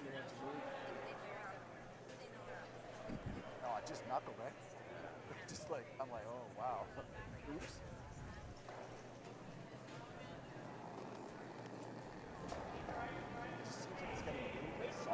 Clean. guys with just a good clean here so far out of the hand. Yep. Clean. Yep. Yep. Whoa, whoa. Clean. This looks close on and off. Yep. Hard. Needing this to clean. Needing to curl over. Yo. Good shot from Brad Jacobs. Yeah, and he won't be happy with that. It was very close, just over curled slightly. You know, Team Pierce, you know, still will have a chance to sit 2.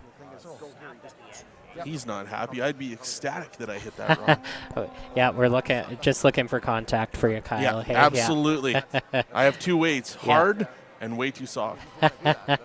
You know, that's okay. You know, we can work on that soft game for you one I day. maybe should have been out there in that junior development camp. I probably would get worked by those young kids that were out there. There's just so much talent. Yes, absolutely. All right. Team Pierce trying to find a way to earn their 2 here in the 5th end. I don't think it's rolling 7/8. Like across the face, right? It's still not rolling far. No? You don't think so, right? I think you're hitting like 2/3. Oh. You know, you look around the facility. Obviously, upstairs here at the Lloydminster Golf and Curling Center has been packed all day. All day. Lots of people around. We've got the food and beverage open. Jim Armstrong from the exhibition is over here cooking food. Jim was a longtime chef over here at this facility and had the pleasure of working with him a long time ago. And having this, the curling club open, having the food and beverage going, band going tonight, it's great to be back in the facility and seeing it being used and vibrant and a part of this unbelievable event. But you look over to the M&P VIP lounge and things are starting to gravitate a little bit closer to the bar here. It is popping over there, absolutely. And you can see a couple curlers in there. You can see Team McEwen, you know, Colton Celebratory drink. Absolutely, after their big win. And that's the great part, again, about curling. You know, the curlers are just so accessible, and, you know, you can chat them up, you know, strike up a conversation, talk about their game, you know, pick their brains. And that's just a very cool part about our sport. You know, I also see a former Alberta champion, mixed champion, Nola Zingel, sitting over there. Yes, yeah. Enjoying the curling with some of her friends at the event, and obviously a great curler in her own right on the female side. As we get ready for Brent Pierce's first shot here in the 5th end. Yeah, and I believe he's looking to roll left as we're looking at the screen here, trying to get his shooter at least under cover so he doesn't leave a double here for Brad Jacobs.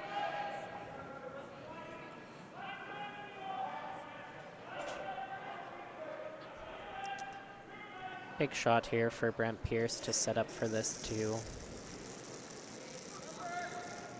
Brent Pierce letting the shot go, handing it over. Whoa! Curl! Whoa! Whoa! Whoa! Looking for this to curl Whoa. here. Whoa! Yes! Yes! Whoa! Whoa! Whoa! Whoa! Whoa! Whoa! The roll. Yeah, and that's solid shot. shot. It's a great shot. Yeah, very well executed by Brent Pierce. It's just, again, that nice control weight. Well managed by the sweepers. No panic there. Maybe a bit of panic by Brent Pierce, but, you know, again, they were listening to the third in the house, just staying low, keeping it clean. Yeah, Great really shot. solid shot there. Yeah, absolutely. Well played.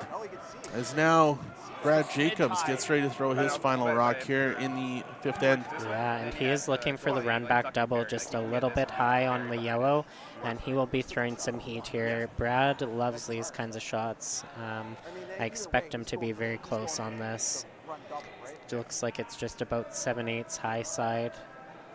It's pretty much all or nothing for him here. It's a big shot. Lost it a little bit and he dropped for 1, I guess, or drop for 2. Brad Jacobs with his final shot. Hard. Whoa. looking for the run back. On and off, he's close. Whoa, whoa, yep, whoa, whoa, whoa. Hard round. What a shot by Brad Jacobs, trying to get that one out of the rings, but again, Okay, throw. Just not quite. just not quite enough. And we'll see if this yellow rock, you know, the one he was running in, if it Control. is able, if Team Pierce is able to hit it. I believe it is open for a hit for 2. We'll just see On the when- replay here. Remember we threw one out here earlier. Yeah, so close. Little bit thinner, a little bit thicker. And Yeah, and this is wide open for Team Pierce. Hit for 2. Now, again, this side of the ice hasn't been used much. Does that come into effect when you're looking at the last shot of the end? Big shot, trying to score 2. Does that come into your mind? Oh, absolutely. Yeah, they've got to think about this for sure. You know, it's a new part of the sheet. Likely going to get a little bit of curl here because it's going to be a little bit fresh. And they are not wanting to overthrow this. They're wanting to bring the sweepers into play. They're just throwing that solid bumper weight, you could hear him say. So looking probably for about 11 seconds, I would imagine. So looking for a control weight here. You Trying bet. to push this Carruthers stone out for sit for 2 for Brent Pierce from New Westminster, British Columbia. Yeah, big shot to get the deuce and this lead back. Huge second point for Brent Pierce.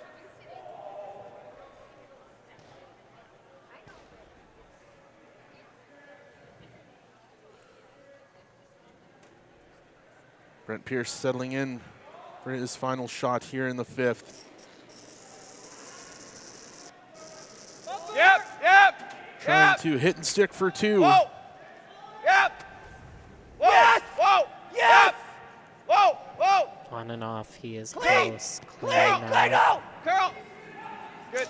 That's a great shot by Brent Pierce. Great shot by Brent Pierce as he's hitting sticks for 2 here at the Astec Safety Challenge.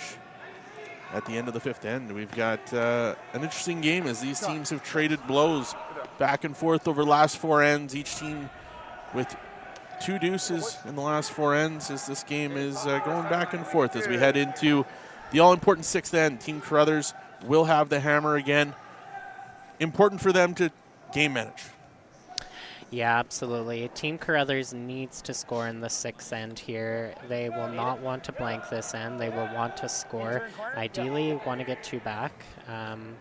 Before that, we'll recognize the sponsors here of the Astec Safety Challenge, presented by Wild Rose Pump and Compression with Strathcona Resources Limited, 1061 The Goat, L&L Oilfield, Velocity Truck Centers, Cooperators, Jason Arden and Associates, T-Bar 1, Click Before You Dig, Canadian Angus, Boundary Ford, the Lloydminster Curling Club, Lloydminster Agricultural Exhibition Association, RL Electric, Fountain Tire.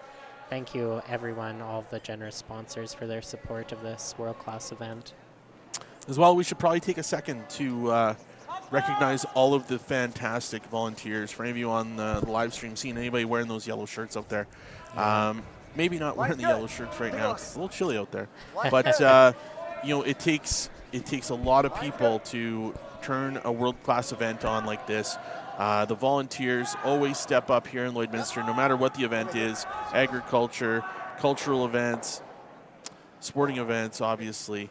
And we're very thankful to all of those volunteers who are taking time out of their weekend to put on such an amazing showcase here at the Lloydminster Golf and Curling Center in the Astec Safety Challenge.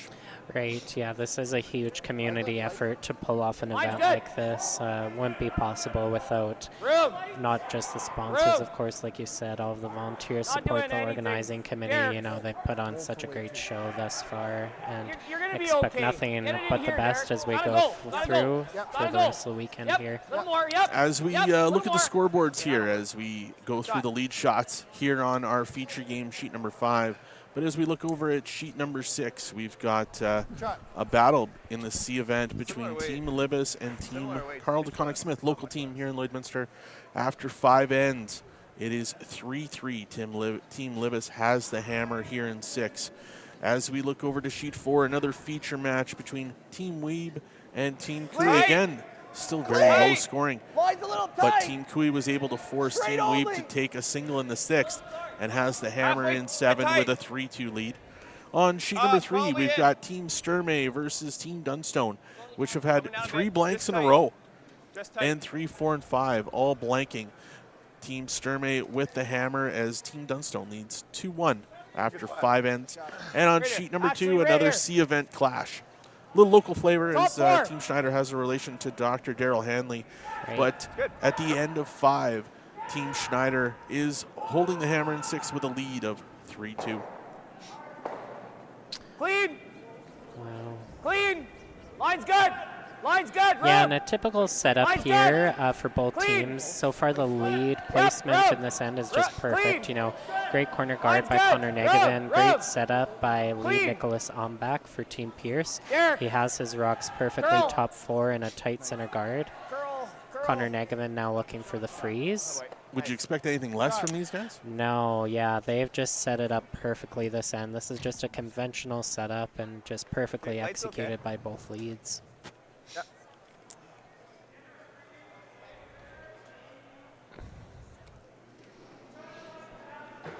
Matthew McCready stepping in for his first shot. Yeah, and this is really critical. He wants to get low on this freeze. If he's queued up high side or taps off, it's going to open the door for Team Carruthers. Really important to get these angles set up precisely early on in these ends. If he doesn't, you know, open the door for Team Carruthers for a multiple point score. Got a curl. Got a curl only. No, just to it. Curl. It's got a curl. Looking for this one to curl. Nicholas Umbach just digging in there. Yeah, and again, just that little bit high side. That isn't what they were looking for. They were looking to get a little more curl there. Does open the door here for Team Carruthers to, you know, make a tap on the red. Get a little bit low. They're not looking to remove that shot red yet. That one on the bun, that one is helping them right now. They've got such a perfect yellow rock queued up there. They're just looking to get a little tap and roll. Derek Senegalski here with his shots in the It looks sixth. like, I think that was a burnt. I think Connor Negavan burnt that rock. Wow, let's get that on the replay. What happened? Yeah, he burnt it, yeah.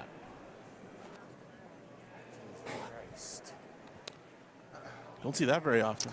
You don't, and you know, nobody feels worse than Connor right now, but you know, that happens. You know, these players are trying to get as tight to the rock as possible to get maximum impact, and sometimes, you know, that happens when, you know, you look up and you just lose place of where your broom is in relation to the rock, and yeah, unfortunate break there for Team Carruthers.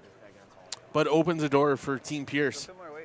As, they are looking to force Carruthers into a single point here. Similar. We split that pretty hard.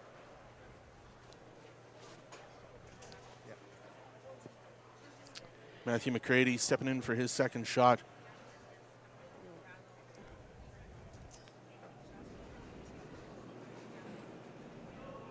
Yeah, and this is a key draw here to get this angle set up a little bit better for them right now. Team Carruthers does have the better angles currently in the house. Key line. Top 4. Coming down. Top 4. Going to find a way through a very tight port to get it to top 4. Yeah, not bad. Like Brent Pierce said, it's not great. Drilling that on the nose. Pretty much right on the nose. And Team Carruthers here, Derek Somogalski is looking to do some cleanup. The 4-foot area is getting very congested for Team Carruthers right now. He's looking for the run back and to get a lot of these reds going. A granite mover. Yeah, he can throw the speed. Hard. Hard. What a Beautiful shot. shot, yeah. Very nice. Blows out 3 reds, opens up the top of the house. Yeah, and you heard Brad say great throw. I love seeing that. And we're just Fucking, doing I a... love bombs. Just love bombs. You favorite can shot? hear I guess Brad I like Jacobs likes the big weight. I got 89 for your last one. I think. Brad, some excitement to the game, right? Absolutely, yeah. And Derek is one of the best at those big weight shots. Absolutely. As we step into the third shots here, Cody Johnston for Team Pierce Yeah, and again, they're just looking to get that good angle freeze on this yellow. Off right away. Right off. Yeah, you can hear the sweepers calling back 4, and he must be wide as well. Guys. Brent Pierce is not happy with this one. No. Yep. What made you say that, Kyle? Well, Mr. Pierce and I had words earlier, so not overly happy right away, telling these guys to get off, hoping for it to curl in there a little bit.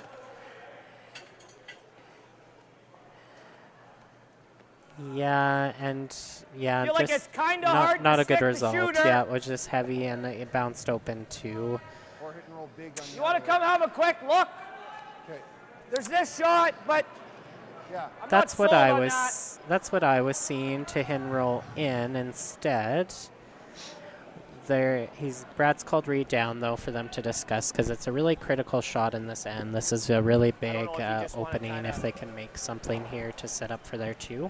Let's listen in to what these 2 outstanding players are thinking. And then it's kind of hard to stick the shooter, right? Yeah. It's not a gimme to stick. Because I just feel like that's going to be But even if pretty I'm buried. yeah, that's fine though, right? Like Yeah. Okay, that's the shot then. Just 7/8. to hell with the shooter. Yeah. Okay. Well, let's try to stick it. Let's try to stick it, but The hell with the shooter. So If I they end up don't being a care little about thin on keeping this, their it's shooter okay, around. rolling I out do where kind the of yellow will be disagree. alright. I would like to see you Trying to stick it keep your though. shooter round. Smooth. Like you heard Reid say, they are trying to stick their shooter round. They're trying to get both reds going. This is lined up red, yellow, red. It's the number 13 team in the world. You're disagreeing with this call. Well, they do want to try and keep their shooter, but Brad was just saying to hell with the shooter. It is nice to keep, like, why would you not Real try hard. and keep one more yellow in really play? hard. Big shot here for Reid Carruthers. Hard. Shooter. That's Shooter a sticks great around. Shot, yeah. Reds push out. Okay. Team Carruthers sitting 2. Yeah, and that was nice. You know, he could have even rolled. Shocker. Sorry, guys. Fuck. good sweep.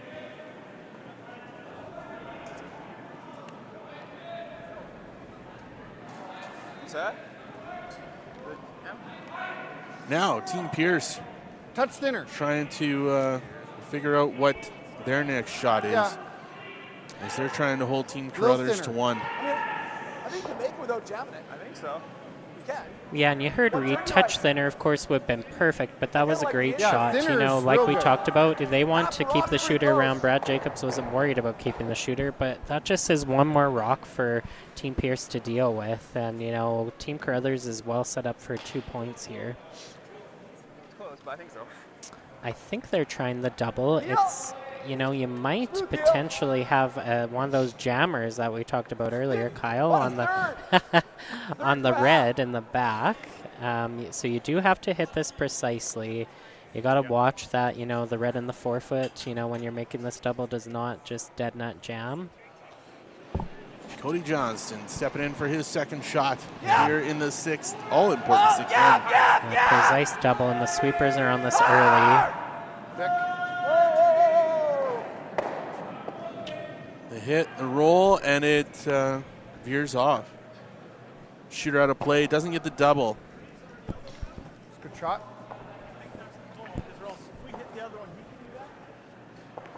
Are we going around the middle? Sure. I would think so, boys. Like, Reid Carruthers already down in the hack. Getting ready for his second shot here in the speed's 6th decent end. here, I think, eh? Okay. Yeah, and you heard Reid ask about how the speed is. If it's decent, we'll get time to see if it's still held up. The sweepers seem to think that, you know, speed's still good. Big shot here for Reid to set up for this 2 and Add a put hair some light. pressure on. Just a Lead hair up. light. Room. Line's good. Line's good. Room. Line's good. Just for weight. Line's good. You got room. Room. Room. Still Got room. curl. Curl.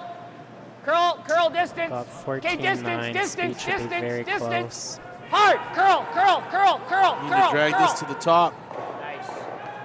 Great Good eye, shot by guys. Reid. Yeah, Great very shot. precise draw weight and good patience and rock management from the sweepers. job, boys. They Good waited job. as long as they can so that could get maximum curl. Just a well-managed rock and a great team Real good shot. throw, Good Ram. sweep, thanks. Both of them. It just goes to show you need a great mind in the You're throwing a watching great it coming one. down. Thanks, you need a Lee. good shot, but you need great sweepers. Little 4 better than guys yesterday. contributing to a Throwing great a shot, and that's the name of the game.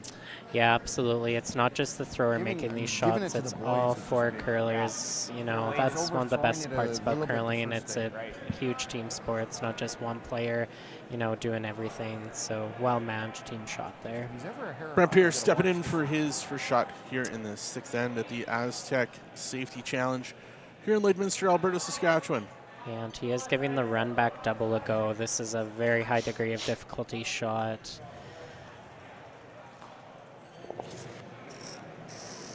Whoa, whoa, whoa.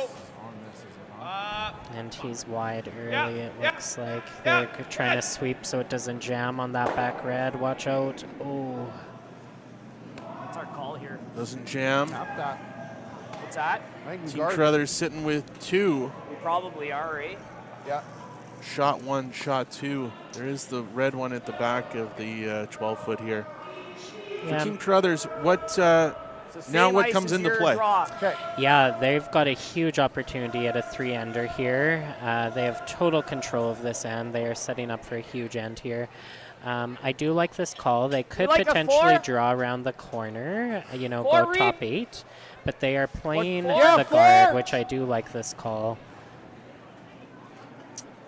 If you do go into the rings here to sit the 3, you know, that's a pretty makeable butt double for Team Pierce, so I do like this.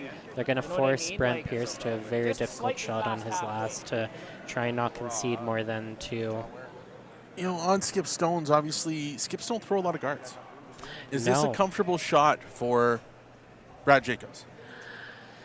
You know, they're definitely tricky. I would say higher guards are probably even the trickier shots for skips because, you know, this isn't a huge adjustment. Skips are always throwing, you know, top 8-foot kind of weight for their think it is. sweepers, so he Line's just has to good. throw a few feet less. Clean. He should be, I expect him to be close here. Brad Jacobs' first shot Clean. for Team Yeah, Carruthers. distance. Distance! Curl distance. Girl Looking to distance! get this close to the center line. Keep going. You can see Hard. Connor swung around to get this Hard. curl. Hard. Good sweep. And I think that's pretty Pretty good. It's good. Yeah, I'm not sure. He might be showing it a piece. Shot. Not much. There's a good view, yeah. Not much. Not much at all. Good He sweep, could Con. maybe see just a sliver. But I think that's all he has, to be honest. I think he can kill The one, run but back I is can't see him extremely killing both. difficult. It's the wrong color. You know, we should give a shout out to our production team. Great job here by Good job, our boys. entire back end crew and the work they're doing. Some of the angles we're getting here. Absolutely. Yeah, the graphics and everything. Yeah, it's just Being able to provide everybody online an opportunity to be a part of this unbelievable event. The first annual Astec Safety Challenge here in Lloydminster, Alberta, Saskatchewan.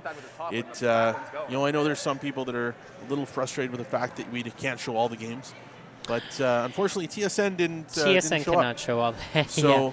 And, you know, that's the same with any event, right? You know, you have a couple feature games typically, right? The major networks. And, you know, there's a lot of opportunity, of course. You know, we have great volunteers who are keeping the live scores updated on a website. And, you know, there's always updates on the Astec Safety Challenge Facebook page. So, even if, you know, one of the games that you're hoping to watch isn't being live streamed, you know, there's lots of updates and, you know, there's still lots of games to come throughout the rest of the weekend. So the action is super exciting, and this is a huge shot, though, for Brent Pierce. He Brent is playing the Pierce. run back against, you know, if he misses this, he will be giving up 3. Big shot. last rock here for Brent Pierce Yeah, here we're done. in Yeah. end number 6. Yep. Needs the run back here. Yep. Oh, He's going to jam. oh, yeah, tough break. Yeah. and Real that's- quickly here, Brad Jacobs and Reid Carruthers are trying to get ready for an opportunity at 3 here in end number 6. Yeah, and this has just been a really well-played end by Team Carruthers. They've just had their rocks in perfect placements, and Team Pierce has just been slightly off, making half shots, and Team Carruthers has taken full advantage, and this is a well-deserved 3 points. As Brad Jacobs settles in to the hack for his final shot here in the 6th end. Just needs to get this in the house for 3.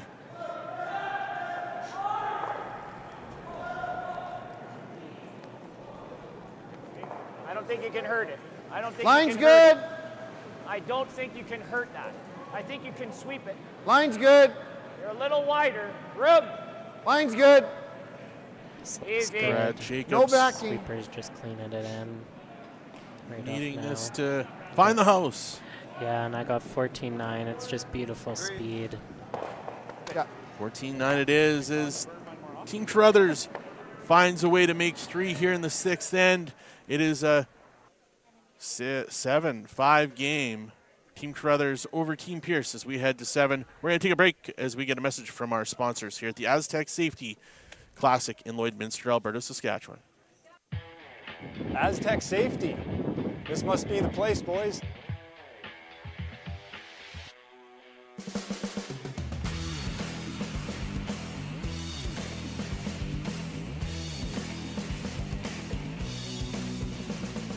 Huh. That's about right. Looks like this is where the engineers hang out. Nice spot.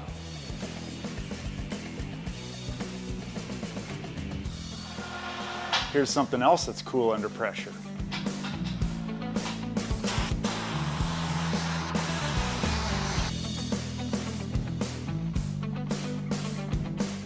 Great tour, but where's our man Brett? I don't know. All right, normally he's bailing me out. Roll reversal, baby. There he is. Rescue mode. Putting out fires for these guys already.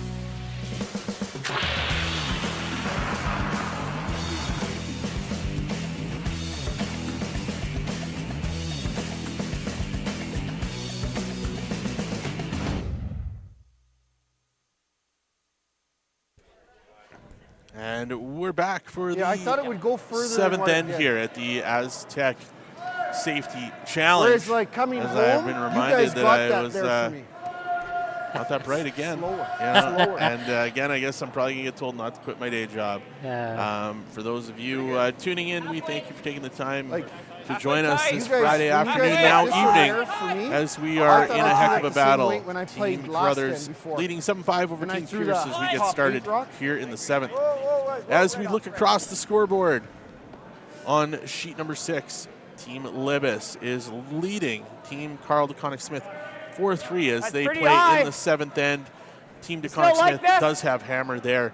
I still The think other we do, Stream guys. Link game right now being played on sheet number 4 as former Olympian, Canadian champion Kevin Cooey is leading 4-2 over Team Weeb Yeah. as they are playing So the where's 8th end. ideal then? They're actually playing pretty quick.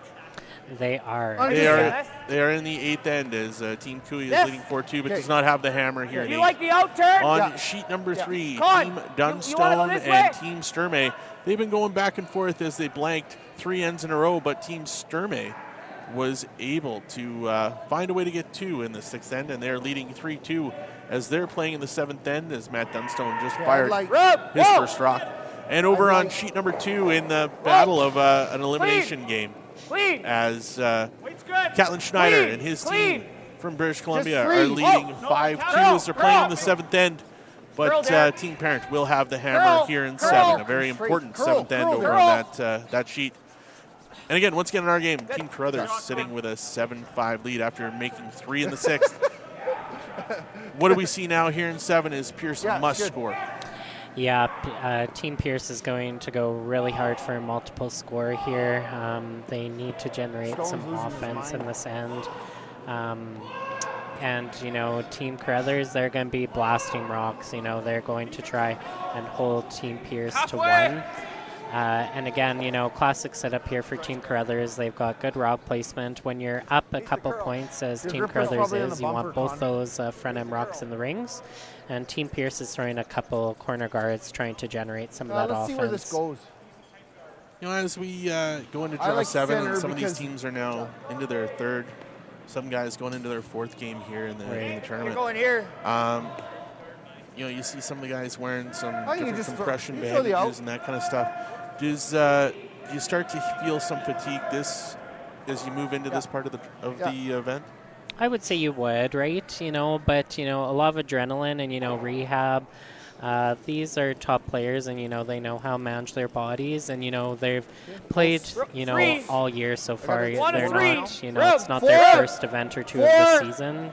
You know, they have, you know, strategies for stretching, physio, all that stuff. Whoa!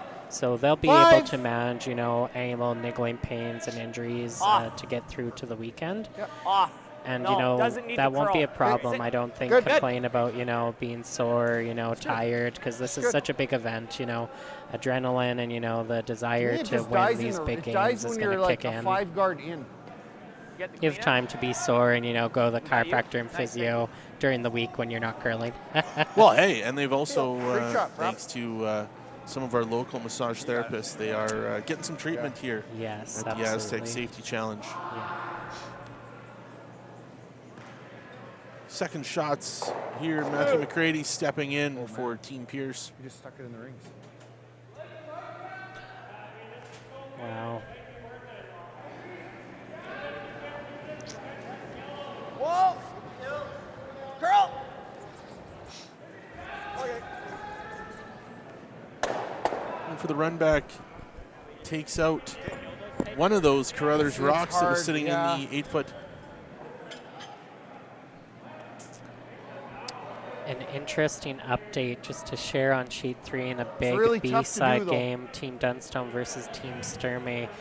Team Dunstone had an open shot for one. He didn't want to be tied without hammer going into the 8th end, so he elected to give up a steal to be down 2, and he jammed, so he might have given up a steal or 2. An interesting call by Matt Dunstone. Do you like something else? I like guard in this end. As the sticks out as they're measuring to see if that biter is biting. And is it biting? It's out. What's that? Yeah, like the guard. A steal of 1. So a steal of 1 for Team Sturmey. Going into the 8th, putting some pressure on Matt Dunstone, who's shown some aggression here over the last couple days. We've seen a few swings. Absolutely, it's yes, pocket, right? And they're down 4-2 with, so that'll be an interesting finish on that one. We'll keep an eye open. Another guard. I just feel like if you But at the end of the day, obviously, our feature match here in 7, we've got Team Carruthers leading 7-5 over Team Pierce. Like a third of this. And it looks Should be as though close. Yeah, and they're eyeing up the double peel here with Derek Samagalski, and we saw that last end. He made that beautiful triple.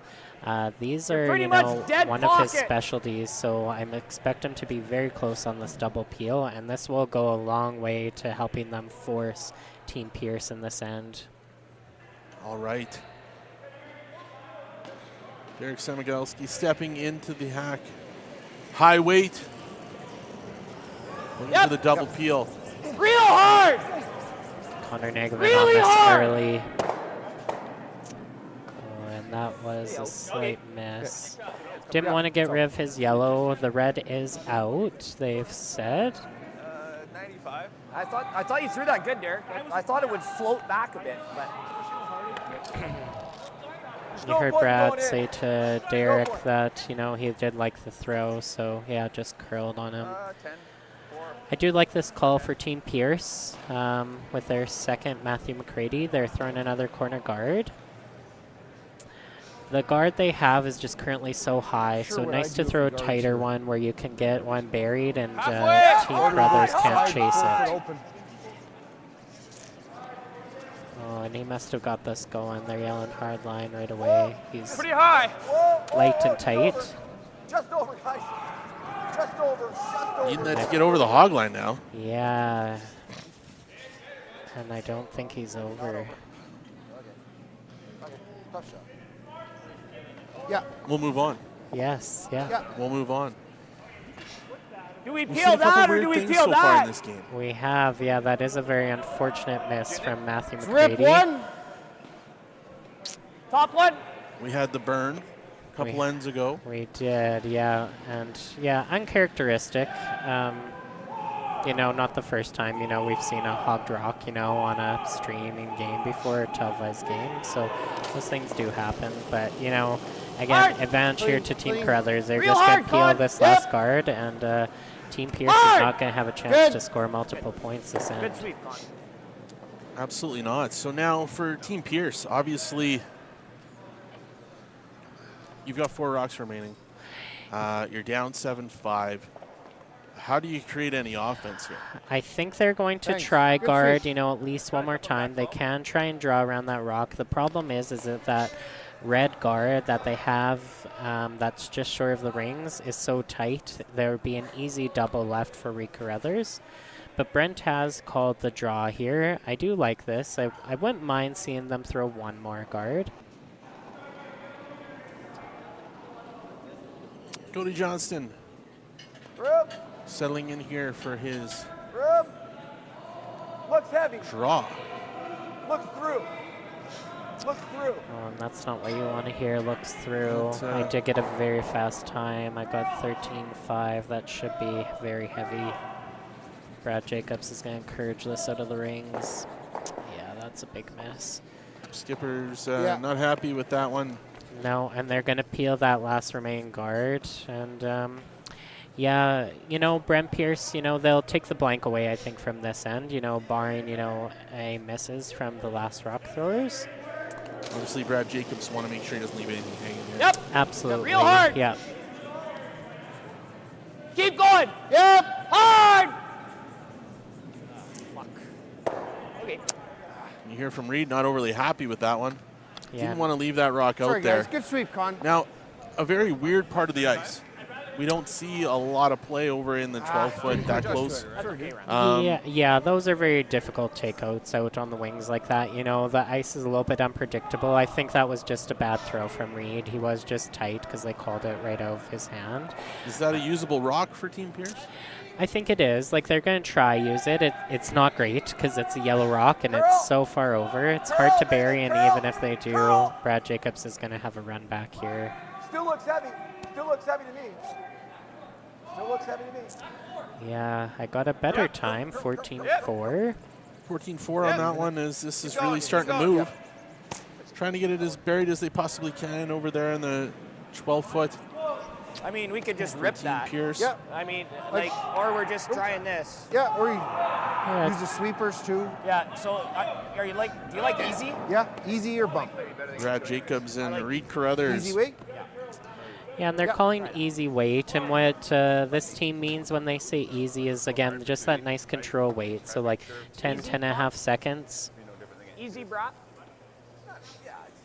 We'll get a time, so exactly if they know what they're referring to by easy weight, we'll get a hog to hog on this for you guys.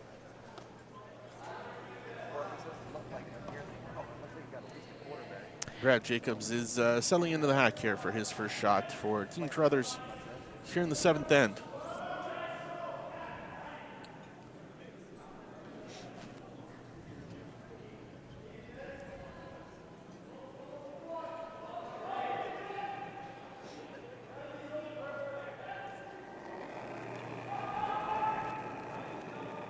Whoa, whoa, whoa. No, curl.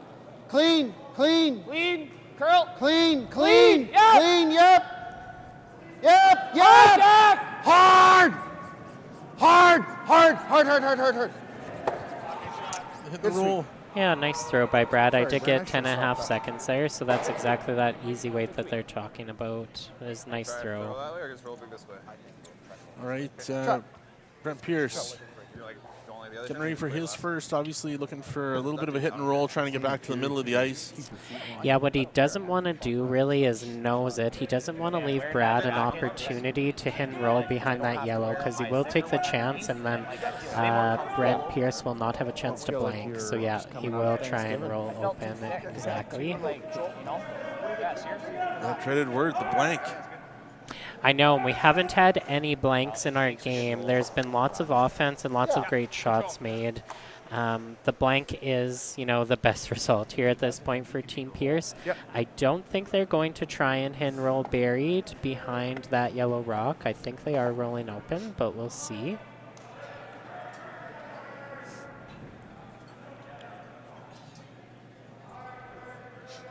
Brent Pierce stepping in for his first shot here in the 7th end.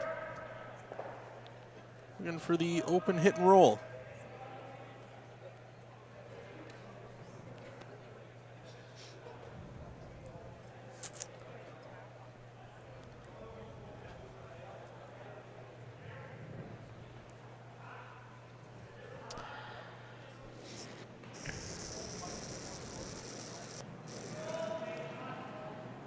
Yep. Whoa, whoa, whoa. Yeah. Curl. For this to curl a little bit. And hit her right on the nose. Leave that opportunity for Brad Jacobs to possibly hit and roll under cover. Yeah, and he will go for this to prevent Brent Pierce from making the blank attempt. We do have an update on sheet 6. There was an unfortunate steal of 2 for Team Libis. Unfortunate for the home team, Dean Tagonic Smith. They are down 3 coming home. They're down 6-3 with Hammer. Young team out of Alberta, Team Libis. And again, lots of young talent. Cool to see the young talent here. Yeah, very talented young teams here, especially from Alberta. And a lot of these teams will be in the Alberta Provincial Championship, so they are getting fine-tuned for those playdowns, and there's nothing like it playing on this great ice against these great teams. Whoa! Brad Jacobs here with his final rock for Team Carruthers. Looking for the hit and roll behind a little bit of cover over the 12-foot. Curl! Roll it! Curl! Curl, roll! Very Any roll. Go, close. go, go, go. Okay. Just about almost got that totally buried. A nice throw by Brad Jacobs and a good effort by the team. You can see Connor Negavan sweeping this to get the curl. And so close. All right, Brent Pierce. And this is a straightforward shot, but an important shot. He needs to make this blank attempt. Wants to make sure he makes contact, rolls his shooter completely out of the rings. Now, for those of you at home, these guys make these shots look easy. They do, and they are not easy. Especially you can see what amount he has to hit. He has to hit, throw some big weight, more than normal takeout weight, and he has to roll his shooter all the way out of the rings. So he has to go all the way across the house. So it's not as straightforward as it looks. Brent Pierce with the final rock in the 7th end. Looking for the blank, the hit and roll. They're calling the curl. Oh. And he gets it. A thin. Hold your breath. Hold your breath. But Team Pierce gets the blank in 7 as we head to the home end. 7-5 Team Carruthers. For going into the 8th, Team Pierce will have the hammer. Need to find a way to make a deuce or a 3 for the win. While we do that, we'll take a chance to thank our sponsors here at the Astec Safety Challenge. Bandit Energy, Bexon Construction, Synergy Credit Union, T-Bar 1, Border Inn and Suites, the partner hotel for the event, Cooperators, Jason Arden and Associates, this way's good. L&L Oilfield, Especially you're playing out. Boundary Ford, Canadian Angus, Lloydminster Agriculture Exhibition, the Lloydminster Curling Club, Click Before You Dig, R&L Electric, Fountain Tire, XL Energy, The Tent Guys, Industrial Scientific, Musgrave Agencies, and of course Wild Rose Pump and Compression. Pump and Compression, the presenting sponsor of the event here in Lloydminster, Alberta, Saskatchewan. Line's good. As we get got your back here, Kyle. Thanks, buddy. Yeah, it's been a fun day here. Absolutely, and we've got a had a little bit of great room. game. You It's know, good. Okay. there was that big three-ender there. by Team Carruthers to break it Great eye, open in the sixth end. Good. But job, Con. Team Pierce is only down 2, and with the 5-rock rule, a deuce is not of the question here. And their deuces have been wild in this game. We've had 4 of them so far this game, so I expect Team Pierce to have a good end set up here and challenge for a big 2-ender. Or possibly more. Possibly more. They need more to take this game. Obviously wanting to stay in the B event. A little bit of an easier schedule to get to the playoffs. But if you don't win, doesn't mean you're out. You still have another opportunity It's in the to rings. keep yourself He's in the alive and get rings. yourself into that Let's make a nice roll final here, play bud. downs. Yeah. As these teams are looking to earn some money, as they're playing for $100,000 here this weekend. Yeah, and that's a Are you huge feeling it? miss by the lead. Nicholas Umbach going into the rings that needed to be up front of that corner guard. This Okay, you will hurt the chances for Yep, Team that's Pierce good. to generate a multi-point end. And that's, you know, we were talking about earlier, taking those lead rocks for granted. You know, those guards are usually hard, real automatic, hard. and when they're in the Hard, rings, yep. you know, really Real heavy. affects Yes, the setup go, and, yep. you know, complexion of an end. Yep. As the Team Carruthers goes for the peel, wanting to keep things quite clean.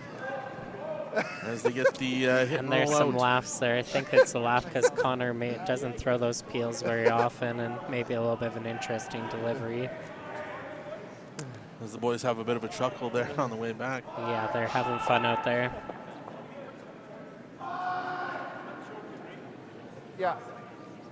The second shot for Nicholas Umbach here in the 8th end, looking for that corner guard. Yeah, and I expect he will give this one to his sweepers to make up for that last one. And a nice Could just go recovery. top 4. Yeah. Okay. Is there ever a shot So- that's too high? Yeah. Yeah, When he's got to that- throw that- another one, right? That's okay, because like Brad Jacobs just Are said, y- he's are we going to sure throw a about that? second corner guard around that So, high one. what That if one we- is if we too go high here, to he throws another one. draw around currently. They're going to need to throw a second Right. around. But sometimes those Yeah. two I'm good corner with that guards too. can be dangerous. It's just more extra cover for your rocks. So it's a pretty good Yeah, this- guard, to that- be this is the honest. call. It's a good result. So Brad Jacobs Fight the calling, fourth, full 8. wanting to get full 8.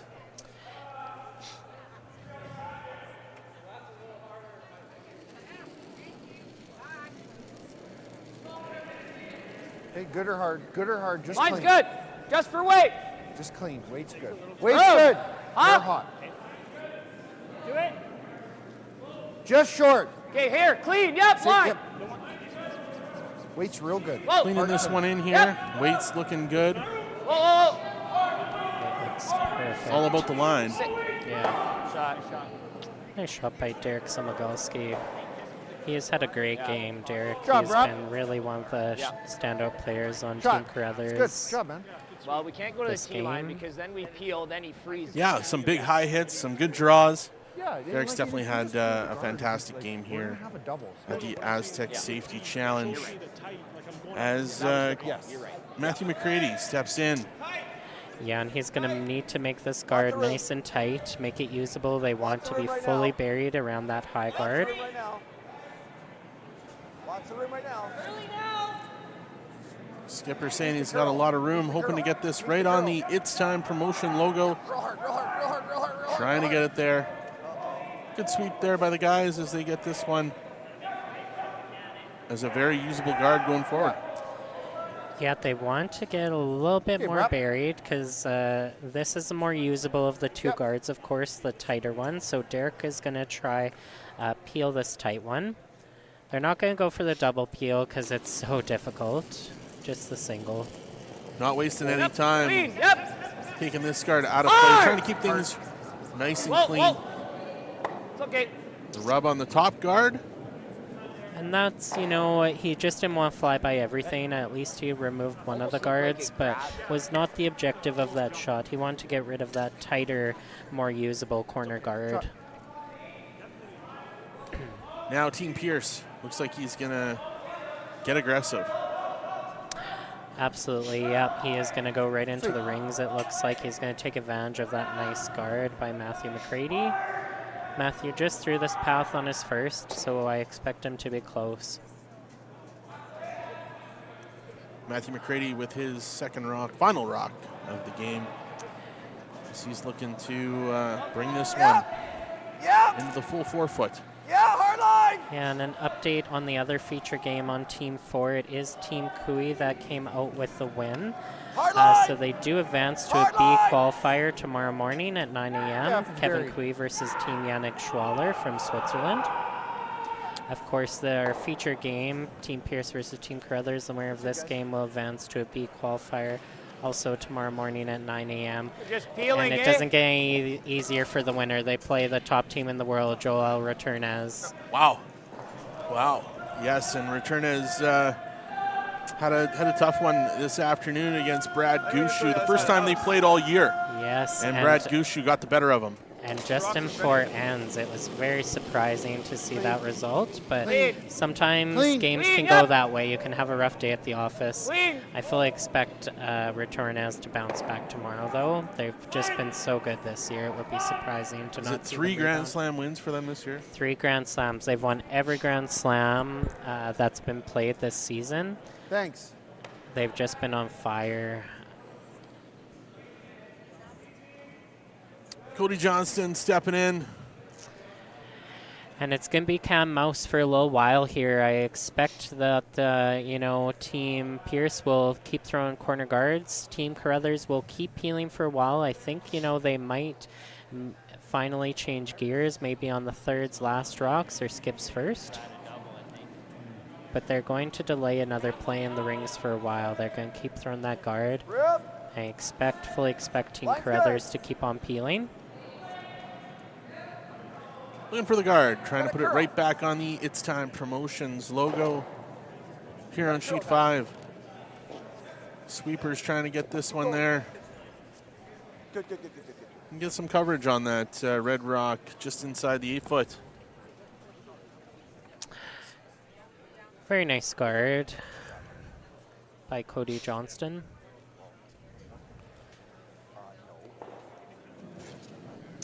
And yeah, as expected, they are playing the peel.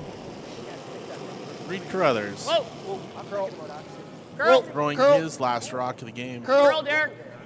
Curl. Good. That's the hit and roll, keeping things clean, opening up the house. Obviously, Team Carruthers sitting with 2. And Brent Pierce has now finally got to make a decision. Is he going to come in and make these move? Yeah. It's kind of, splitting hairs here, Kyle. You could throw one more guard, to be honest. I do think if they threw one more guard, I still think Brad would still play the peel. What you don't want to do with coming in too early is set up a double, and then you have no chance at a 2. I don't mind this call. You have to make it perfectly. They're looking at a tap freeze. Oh, they've changed. They initially called tap freeze. Now they're looking, I think, at a hit and roll, trying to roll to the right as we're looking. Trying to make sure they get as much separation as possible. Absolutely. Even if they don't get that both yellows of the rings, which I don't think they are, they're just trying to play the hit and roll to get max separation, as you said. Whoa. Roll it. Good shot. Yeah, and they don't completely remove the yellow, which is just fine. They are staying 2. It was a great shot, and like you said, got maximum separation. Control? Yeah. Now we've got a mess on sheet number 3. We do. There are a bunch of rocks, for those who can't see it. Team Dunstone versus Team Sturmey. Team Dunstone is sitting 3 and is down 4-2. They have hammer against Team Sturmey. Brad Jacobs settling in for his first rock in the 8th end. Yeah, lots of exciting finishes as we come down to the wire in this draw. All big, important games. Where's Vic Router when you need him? I know, right? Yeah. Guess Whoa. Clean. guess we're replacing him. Curl. Absolutely. Curl. Hard, Derek. Looking for the peel here. Nice shot by Brad Jacobs. It was important that he stick around there. He wanted to nose, you know, if Brent Pierce noses on this next one, Brad will take a crack at the double. And this is a good call. Brent Pierce, is looking at just freezing. It's just a replay of that nice nose hit by Team Jacobs. Can he still find his 2 here? Yeah, absolutely. There's still a good chance. I do like what he's talking about. We'll listen in to Pierce and their team here. They're looking at just freezing, which I do like that call. Might not. Yeah, he's got the balls to go across the face with that, though. Yeah, he might. I mean, I think right here is pretty good, right? No? We're on sheet 6. Team Carl DeConnick-Smith. 3 down, coming home right now, facing a, in my opinion, looks like a double, maybe a triple takeout over there. Trying to find a way to get 3 over there to extend that game. We'll keep you updated as everyone is coming home here in 8. And hard to believe, but Kevin Cooey's team, they're done. They were done, and they would have been done first if only, you know, of course, Team McEwen hadn't, you know, kind of dominated Team Armstrong there after 4 ends. But, yeah, very quick finishers. I wonder if they were able to find Vern Falshear over there in the VIP lounge. I got a hunch you'll probably find him over there by that stand. Oh, no, Vern's down at the other end, but he's still standing. Still standing down at the end there. Taking in the action down at the end of the MNP, the VIP section. Yeah, here at and the you Lloydminster don't want Golf to and miss Center. it. There are a ton of exciting finishes here. These games are all going down to last rock. And we do have a loss for Team DeConnick-Smith. That will end their week here at the Astec Safety Challenge. They lose 6-3 to Team Libis, and Team Libis does advance on in the Seaside. Meanwhile, on our feature game, of course, huge, very important draw here for Team Brent Pierce to sit 2, try tie up this game and send it to an extra end. Whoa! And the sweepers are right off of it.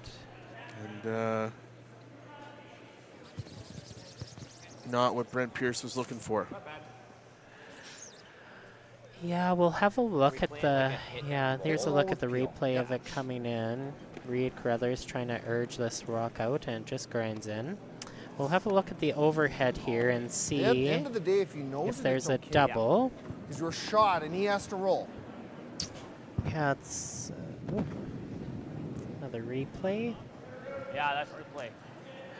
Yeah, I don't believe there's a double on that. I believe the red would jam. But I'm not, you know, Brad might be giving this a go and still playing this with high weight. I think the likely call is him playing the hen roll here off that red and try and force Brent Pierce into a very difficult shot for 2. Down to the final shots. Brad Jacobs for Team Carruthers. Trying to get the hit and roll. Coming at it with some weight. Curl! And Carl Negevin is on this Hard early, con! trying to Hard get con! to Curl. Ah, shoot. And get the head. Yeah, and that is a miss, yeah. Brent Pierce is going to get his opportunity at 2. And to extend the game to a 9th end, an extra end. I can't believe they're going to put us to work. Yeah, we get overtime. Yeah, it was a well played end, though, by Team Brent Pierce. You know, they set up this end well for the deuce. Besides their lead, bringing in that rock into the top 12, they recovered well, making a couple nice guards, and then, you know, that beautiful come around the corner. So this is a well-deserved 2 points. And, you know, Team Carruthers just slightly miscued on a couple of those hits to allow for this opportunity. And for those of you who are watching, Brent Pierce getting ready for his final shot.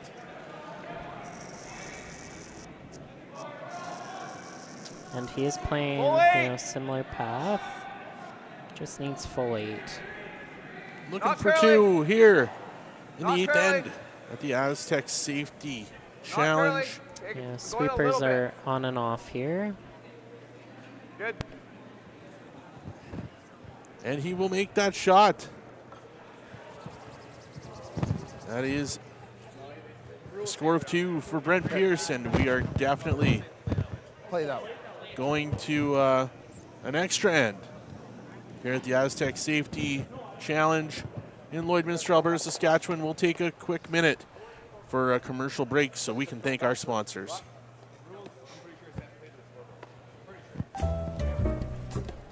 Hi there. I'm Joseph Rosenberg, the Contact Center Manager for Utility Safety Partners, and we're very proud to be a sponsor of the Aztec Safety Challenge. Now, when you're competing in a bonspiel, you gotta dig deep and uncover what's buried and plan each shot. And in life, when you've gotta dig deep and uncover what's buried, well, you have to plan, and that plan needs to involve utility safety partners. When bumping that object in front of you is not an option.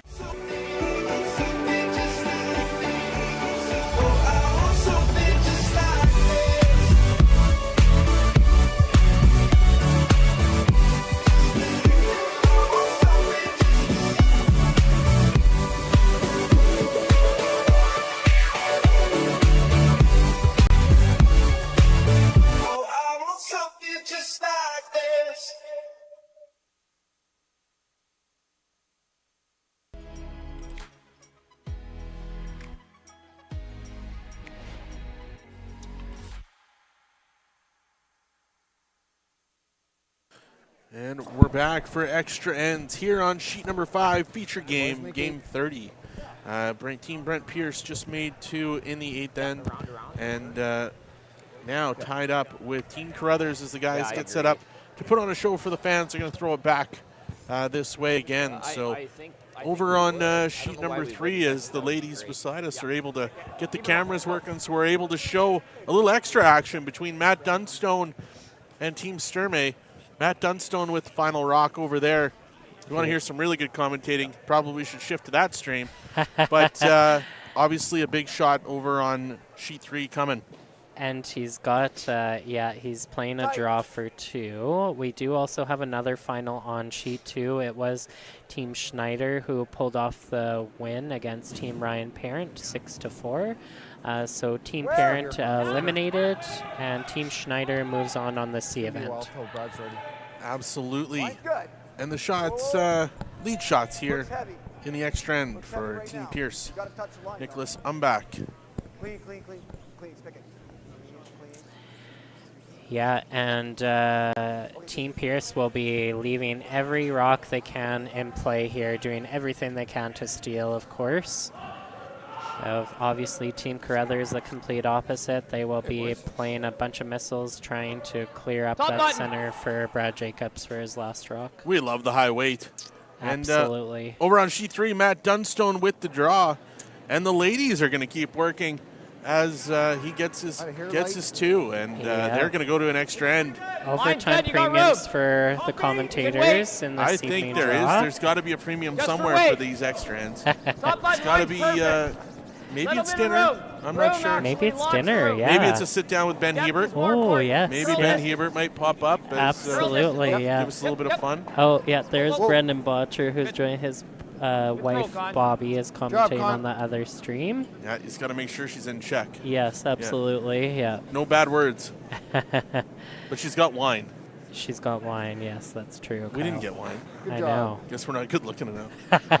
Oh, well, back to the action. This is what we're trying to pretend like we're good at. And as Nicholas Umbach gets in there for his second shot.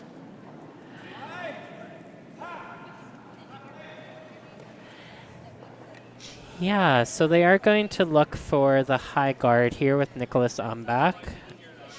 Wants to get on the center line, right? Wants to get in that no-tip zone? Absolutely, yes. They want to be as high as possible, but also on the center line, and these are very precise. The problem with where that one landed up is it's just a little tighter than what they would have wanted. This will allow for a double peel later on in the end. But they I like can't the remove it draw, right boys. now. They cannot. Yeah, still they like could. here. I do believe that is Yeah. off the center line, so they technically could play the tick. Yep. But they are. Connor just played this draw, so they are going to put another draw in play. Close. You got room. Room. Line's good. Little light. Line's good. We're going to Room. bring this right on top of the 1 and the 4 foot. Top 8. We got room. Curl. Curl Yeah, distance. and sweepers curl. are on this. It Feet looks curl. good. They're trying to drag it. Hard, Brad. Hard. Hard. More. More, About Derek. More, Derek. More, 15-3. Derek. More, Derek. Definitely More, smidge more, more. late. Okay. Okay, good spot. Good shot there. Yeah, Good and very spot. nice setup by Connor Negevin. You know, that's exactly where he wants those rocks, in front of the tee line in a nice control zone. He would have wanted maybe a little more curl, if Yeah. anything, but those are very usable Drop. rocks for Team Carruthers. Once again, we want to mention to anybody out there in Lloydminster tonight that if you're looking for something fun to do, 9 o'clock tonight, there is a social and a band kicking off here at the Lloydminster Golf and Curling Center. It's open to the public after 9 p.m. tonight.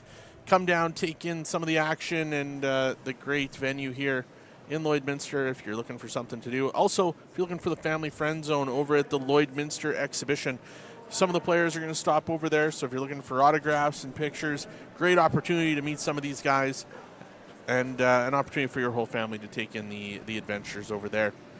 But again, back to the action Where? as we're in extra ends Tight line. here in the B event Tight line. between Tight Team line. Pierce and Team Carruthers. Gotta go. Yeah, and you Gotta can hear go the for line. exuberance of Brent Pierce Gotta go here. for He line. is Whoa. knows the line is tight. The sweepers do not want to go because it's heavy and just gets by, but this is a rocket. Brad Jacobs is going to try and sweep that right to the back. And it looks like Team Carruthers is sitting too yellow. Like this looks like it's jamming, eh? Like Missed opportunity Are there we for Matthew peeling one? McCready. what's that? Even short there would have been the Just miss. peel the one. Kyle, you didn't want to be deep. You know, you want to keep those rocks and use both You got it, bro. positions that you can promote. So that was the wrong way to miss that shot. Now is Skip Jacobs, is he calling for the double here or just a single peel? He has called just for the single peel, and I do like that just because there is one, again, those jammers that we talk about again. He does not want to drive that one of those reds onto those yellows, so the single peel is fine just for now. Okay. Now, Yeah, Brent exactly, Pierce yeah. obviously needs to steal. Yeah, and I don't like this Shot, call, Derek. to be honest. I'll be frank throw. here. I think they need to throw guard and delay Yeah. coming into the rings. Yeah. I think it's too early Okay. in the end for them to be coming in top Okay. four, top button. But we'll see. You know, of course, if he makes it perfect, it'll be a good shot. But we'll, Tight you line know, again. give a lot of opportunities Gotta for go. Derek. We've seen how good Derek Samogolski is at those run backs. So we'll give him an opportunity to make one of these good. Second shot for Matthew McCready as he's trying to bring this in. Whoa. Just get it here. Line's Looking good. to Line's good. Line's good. Get it here. Get here. get this right in on the top of that one and get it touching. Yeah, it's a beautiful shot, but again, the problem is it leaves two run back options for Team Carruthers. like? They can play the red run run back guard or out. the yellow run back. Do you go at it right now, trying to keep it clean and get as many red Like rocks you out could of there? try As this, right? No. The red. Absolutely, yeah. I like yeah. the red. Yeah, I I mean- do like Yeah, the red, call that red. they're If you lining up peel the it, you peel reds. And just like what Reid Carruthers said, he's such a good, Yeah, you or know, knowledgeable peel. of the game. He's a coach for Team Kerry Anderson. You make He's it. saying even if Let's you make make the it. peel on the red, that's fine. Make it. And peel is got it. okay. And there you Three heard the same quarters. comment from Brad Jacobs. Thick 3/4. all right. If you ever wanted anyone throwing high heat, this is the guy. This is a guy. Derek has just been, particular in this game, he has been making these beautifully. I expect him to be close on this. Big shot here for Derek Samogolski. This can be an end changer. Derek Samigalski coming in with his second. Yep. He is close. Yellow. 1, 2, shot. everything Shot, goes. Beautiful shot by Derek Samogolski. Shot. Should have had him on it. And you can hear how perfectionist they are. Should have had him on it. They want to just a hair thinner. Yeah, great shot though as he moves some rocks around, gets some out of play. And like we said, Kyle, that was the problem with Pierce coming in so early. You know, now they don't have a guard on the center line anymore, so Brad is going to have a reasonable shot to win this game. Team Pierce looking like we're going to get another draw, trying to get it in behind the yellows here. Yeah, absolutely. Trying to get something buried, trying to get something going here in the extra end. Yeah. Where? Rib.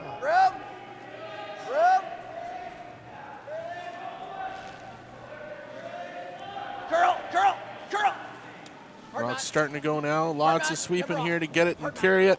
Yeah, Matthew McCready. Are they going to get it buried? Side. That's the question here. Yeah, trying to get. They do. Good shot. Make them both? By Matthew McCready. Can I make them both go? Yeah, it's pretty good, Like right? yellow, A little too deep, and then, you know, didn't quite get totally buried. Not but peel good or just, result. I was saying hit Stop. the ribs. So currently sitting one, but again, with that being If down we're below playing the this tee shot, we line. got to be careful. 'cause you Obviously, can be Well, I was the thinking center the line. double peel. Huh? The double peel high. Yep. We better listen So to the pros to here. me, this They know looks what like they're the doing. intern We don't. getting this, and if I whisker the top Yeah, one, and I it's like okay. that Brad called to read it Intern down to getting talk this? about. Yeah, Listen I can see here. it. What kind of weight? Like peel. Yeah, you can see that. You can see a quarter. Oh, okay. So you like that shot? Yeah, like, because if I get the guard, it's okay, right? Sure. Mm-hmm. Yeah. Okay. I really like the thinking there of the team, to get both those reds going, and if Yeah, he like going happens at to the back overcurl ones? slightly, he'll If I get just the top peel guard, his it's yellow okay? card. It's a good call. What's I do that? like this call. Yeah. I don't know if I like that. Okay. And Brad is not convinced. Just looks hard, Reid. One way. Just double the This yellows is then? sometimes a tough He thing doesn't like because that? you also want as a skip. They're yellow You have then? an option. You have That's kind what of I'm thinking. Okay. a map, a picture of what the end's going to shape out in your mind. But then as a thrower too, Reid was seeing this shot, so we'll see what they've landed on now. You're trying to hit 3/4. 2/3 low. Okay. I was thinking out turn high. Oh, you just want to do that way? Well, Why wouldn't you try this way and on to here? Okay, but this is how I leave a center guard. Yeah, I agree with Reid. Holy moly, we got 4 different. I kind of thought like processes that. here. No. Let's go back to listening to what these guys are talking about. Obviously, a little bit of a disagreement here between Reid Carruthers and Brad Jacobs. Yeah. Reid's going to make his way back down. Let's listen in as they're trying to find the right strategy here. Yeah, for a second time. If I'm playing this, it's the only way I leave the center. That's why I was thinking I just make the double high. Like the high side out turn double is what. This is also the best result, though. That's the only thing. It's because you could get these moving and you could get that out of there. Okay, so if I played that, I'm playing the intern at this. If I'm going yellow, yellow this way. Sure. Okay, so I like it's that. 2/3. I like that, Reid. 2/3. Yep. Okay, Yep. I'm erring on thin. Yes. Okay. Yeah.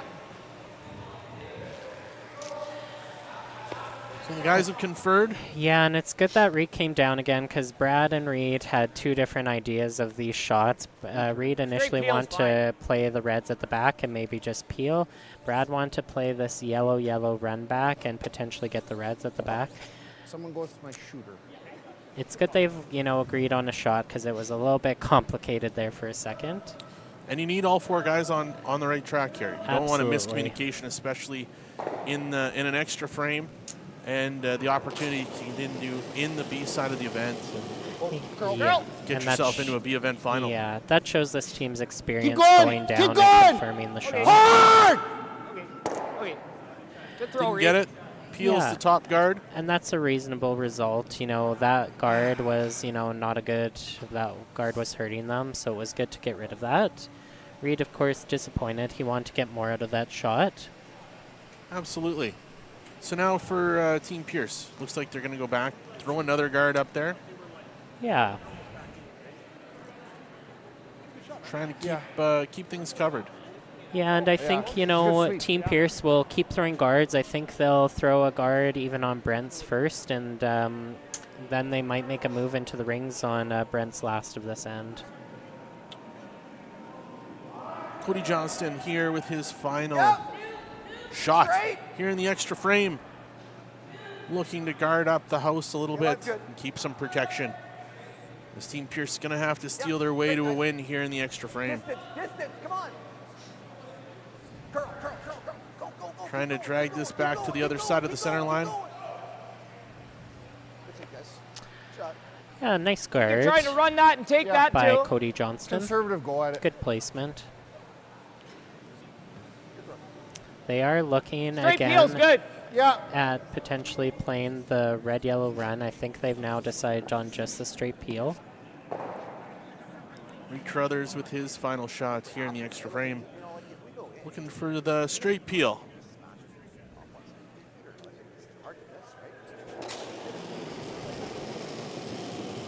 Whoa, close, Clean. close. Whoa. Curl.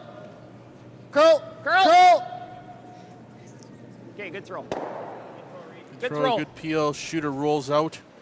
Opens things up now. Brent Pierce getting ready for his first shot in the extra end. What? Shoot. Sorry, buddy. Throw. What's the discussion here? What's he trying to figure out? I didn't see what he indicated. I think he is guarding one more time. There wouldn't be any point in him coming into the rings. Then he would, yeah, exactly. You see where the Matthew McCready is indicated with his broom. If he comes into the rings right now, then that gives Brad a free crack at, a yellow run back or a double to clear out all those reds. So I do like this call. Like we discussed, previously, Brent will throw one more guard. I think Brad will likely peel, and then Brent Pierce will go in on his last. Absolute imperative that this gets back across the center line. For sure, yeah. He wants to make sure that the placement on this guard is good. It's still important. You just don't want to lob this down there. Big shot here for Brent Pierce, first rock of the extra end.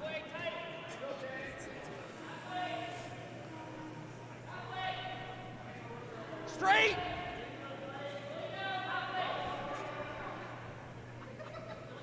Kind of want it to be edge on edge. Need this to settle across the center line, not in the rings. Want to keep it high. Yep.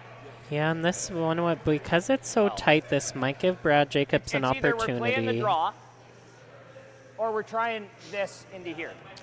Yeah, and that's exactly the only two shots. Yep, draw or play that run, or just straight peel. It's for sure the shot. Yeah. Yeah. Half I personally do like the peel or the run back. Looks as though they're going with the draw. It does. The only reason I did like the peel is Brad will always have a draw the button regardless on his last. The best that Team Brent Pierce can do is make a draw, and they'll gotta be within this much of the, this close to the 4 foot. But if Brad makes this perfectly, ideally we want to he be will have very good chance. He might seal up the half win four. with a good shot four. here. Okay. Placement has to be perfect, though. Speed's still pretty good, eh? I think the only shot that will be left for Brent Pierce, if Brad gets this perfectly top 4 buried, is just a double on the yellows. Very important shot here for Brad Jacobs. Brad Jacobs, his first stone in extra ends for Team Carruthers. Looking for the draw. Bringing this in. Line's good. At the Astec Safety Challenge Line's here good. in Lloydminster, Alberta, Saskatchewan. Line's close. We're in extra ends. Where? Consrock. Consrock. Someone clean. Connor clean. Full 4. It's going to have to curl. I got a 14-6. No. Wait, hey, why don't you wait for the tee line before you start sweeping? No, you were. The rock was not even at the tee and you started sweeping. A little bit of a disagreement with the team there. We'll see on the replay. Good throw. All right, now. Yeah, and not what Brad wanted. That is a miss. That's too deep. And that's the only reason I didn't like the draw was if you ever go deep on that, you leave Brent Pierce an opportunity to play this freeze tap, and then Brad will have an extremely difficult shot on his next. The tension is high out here. You can hear it amongst the players. Obviously, again, when you're playing For this kind of money, tempers are going to get high. A rock width. We got to push it a rock width to get shot rock. Yeah, it makes it To make sure exciting we get for shot us rock. up here. Absolutely. And if we knows that, then he either hammers that onto it, or he picks it out. Like, I was thinking if it was possible to get this to here, to here, I thought I was. and line that up, and it forced him to, force him to actually put it on the lid again. But They've drawn down that side. yeah, well, that's all we can throw is a draw. I think it's pretty tough to push it all the way back here. It is, eh? I think so. Well, you got to hair by that. I mean, it's possible. It's it's got everything's got to go right. It's tough. I think we played just for the small ball. Oh, that's fun. Just Because what's the benefit of bringing it back? Well, it's just that he can't throw this, and we'll be in front of the tee line. He's got to put it on the dot, right? He's got to put it on the same dot, right? Can't. There's no backing really. Yeah, but if we push this too far, all you have to do is do that and stick it. Well, that's what I'm saying. But if back here, it's kind of he a. just has to stick it still. Yeah, he's got to stick it. Like- It's not hard to stick it. No, I think we just go here, because then he has to. If this is still here and our rock's here, he's gonna have to watch this jam. If this is back here, he can throw that and just stick it. Okay. What do you think to that? Like, is that enough? Okay, last time we had you out here, and where did your last shot end up? Ended up like here, right? I think that's too much. I personally feel like that's too much ice right now, but. Sorry, here? Yeah, that's where we had you, so. Here. Yeah, I think they're there. All right, here we go. Yeah, and I think what they've landed on, I should say, is the freeze tap. I think that's definitely the call for sure. Just, back 4 weight. Of course, they need to be shot stone after this one comes to rest. We got to get shot rock, right? Yeah, absolutely. You just heard that from Brent. You're looking for I think out of my hand, solid T. Yeah, you heard him say solid T plus. Yeah, that last draw through. Needs to push this back a couple feet. Right? Yeah, not even a foot. Just needs to get it so he's shot, essentially, right? Brent's rock will be top end, and he just wants the Brad Jacobs stone that was just thrown to be just full back 4. Here we go. Brent Pierce, his final rock in the extra end. Tight line, gotta go! Gotta go! Sweepers are on this early. Whoa! Line is tight. Sweepers are calling back 8, back 12. Matthew McCready trying to get this to sweep. I've got a quick time, 13-3.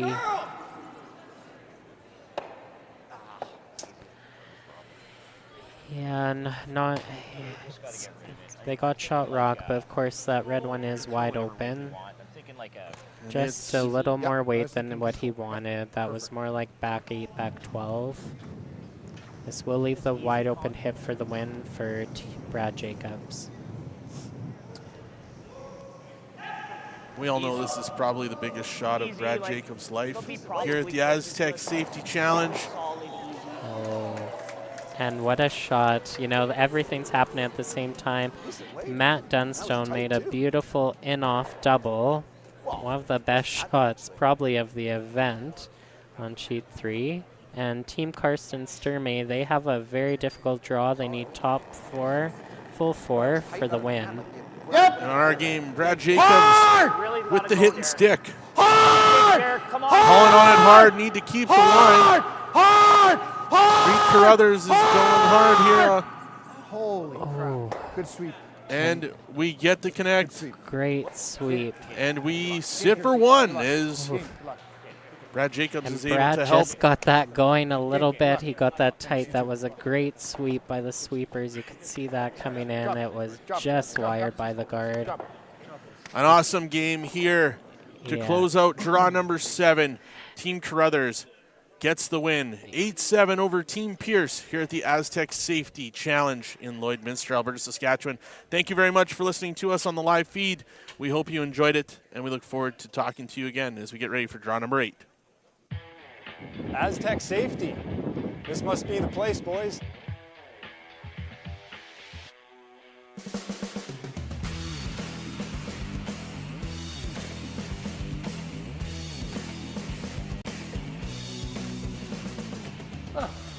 about right. Looks like this is where the engineers hang out.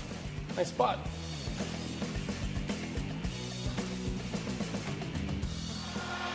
Here's something else that's cool under pressure.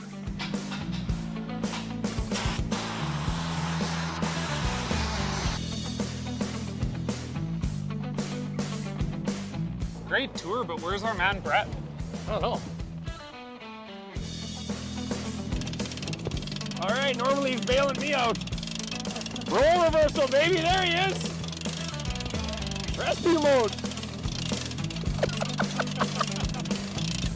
Putting out fires for these guys already.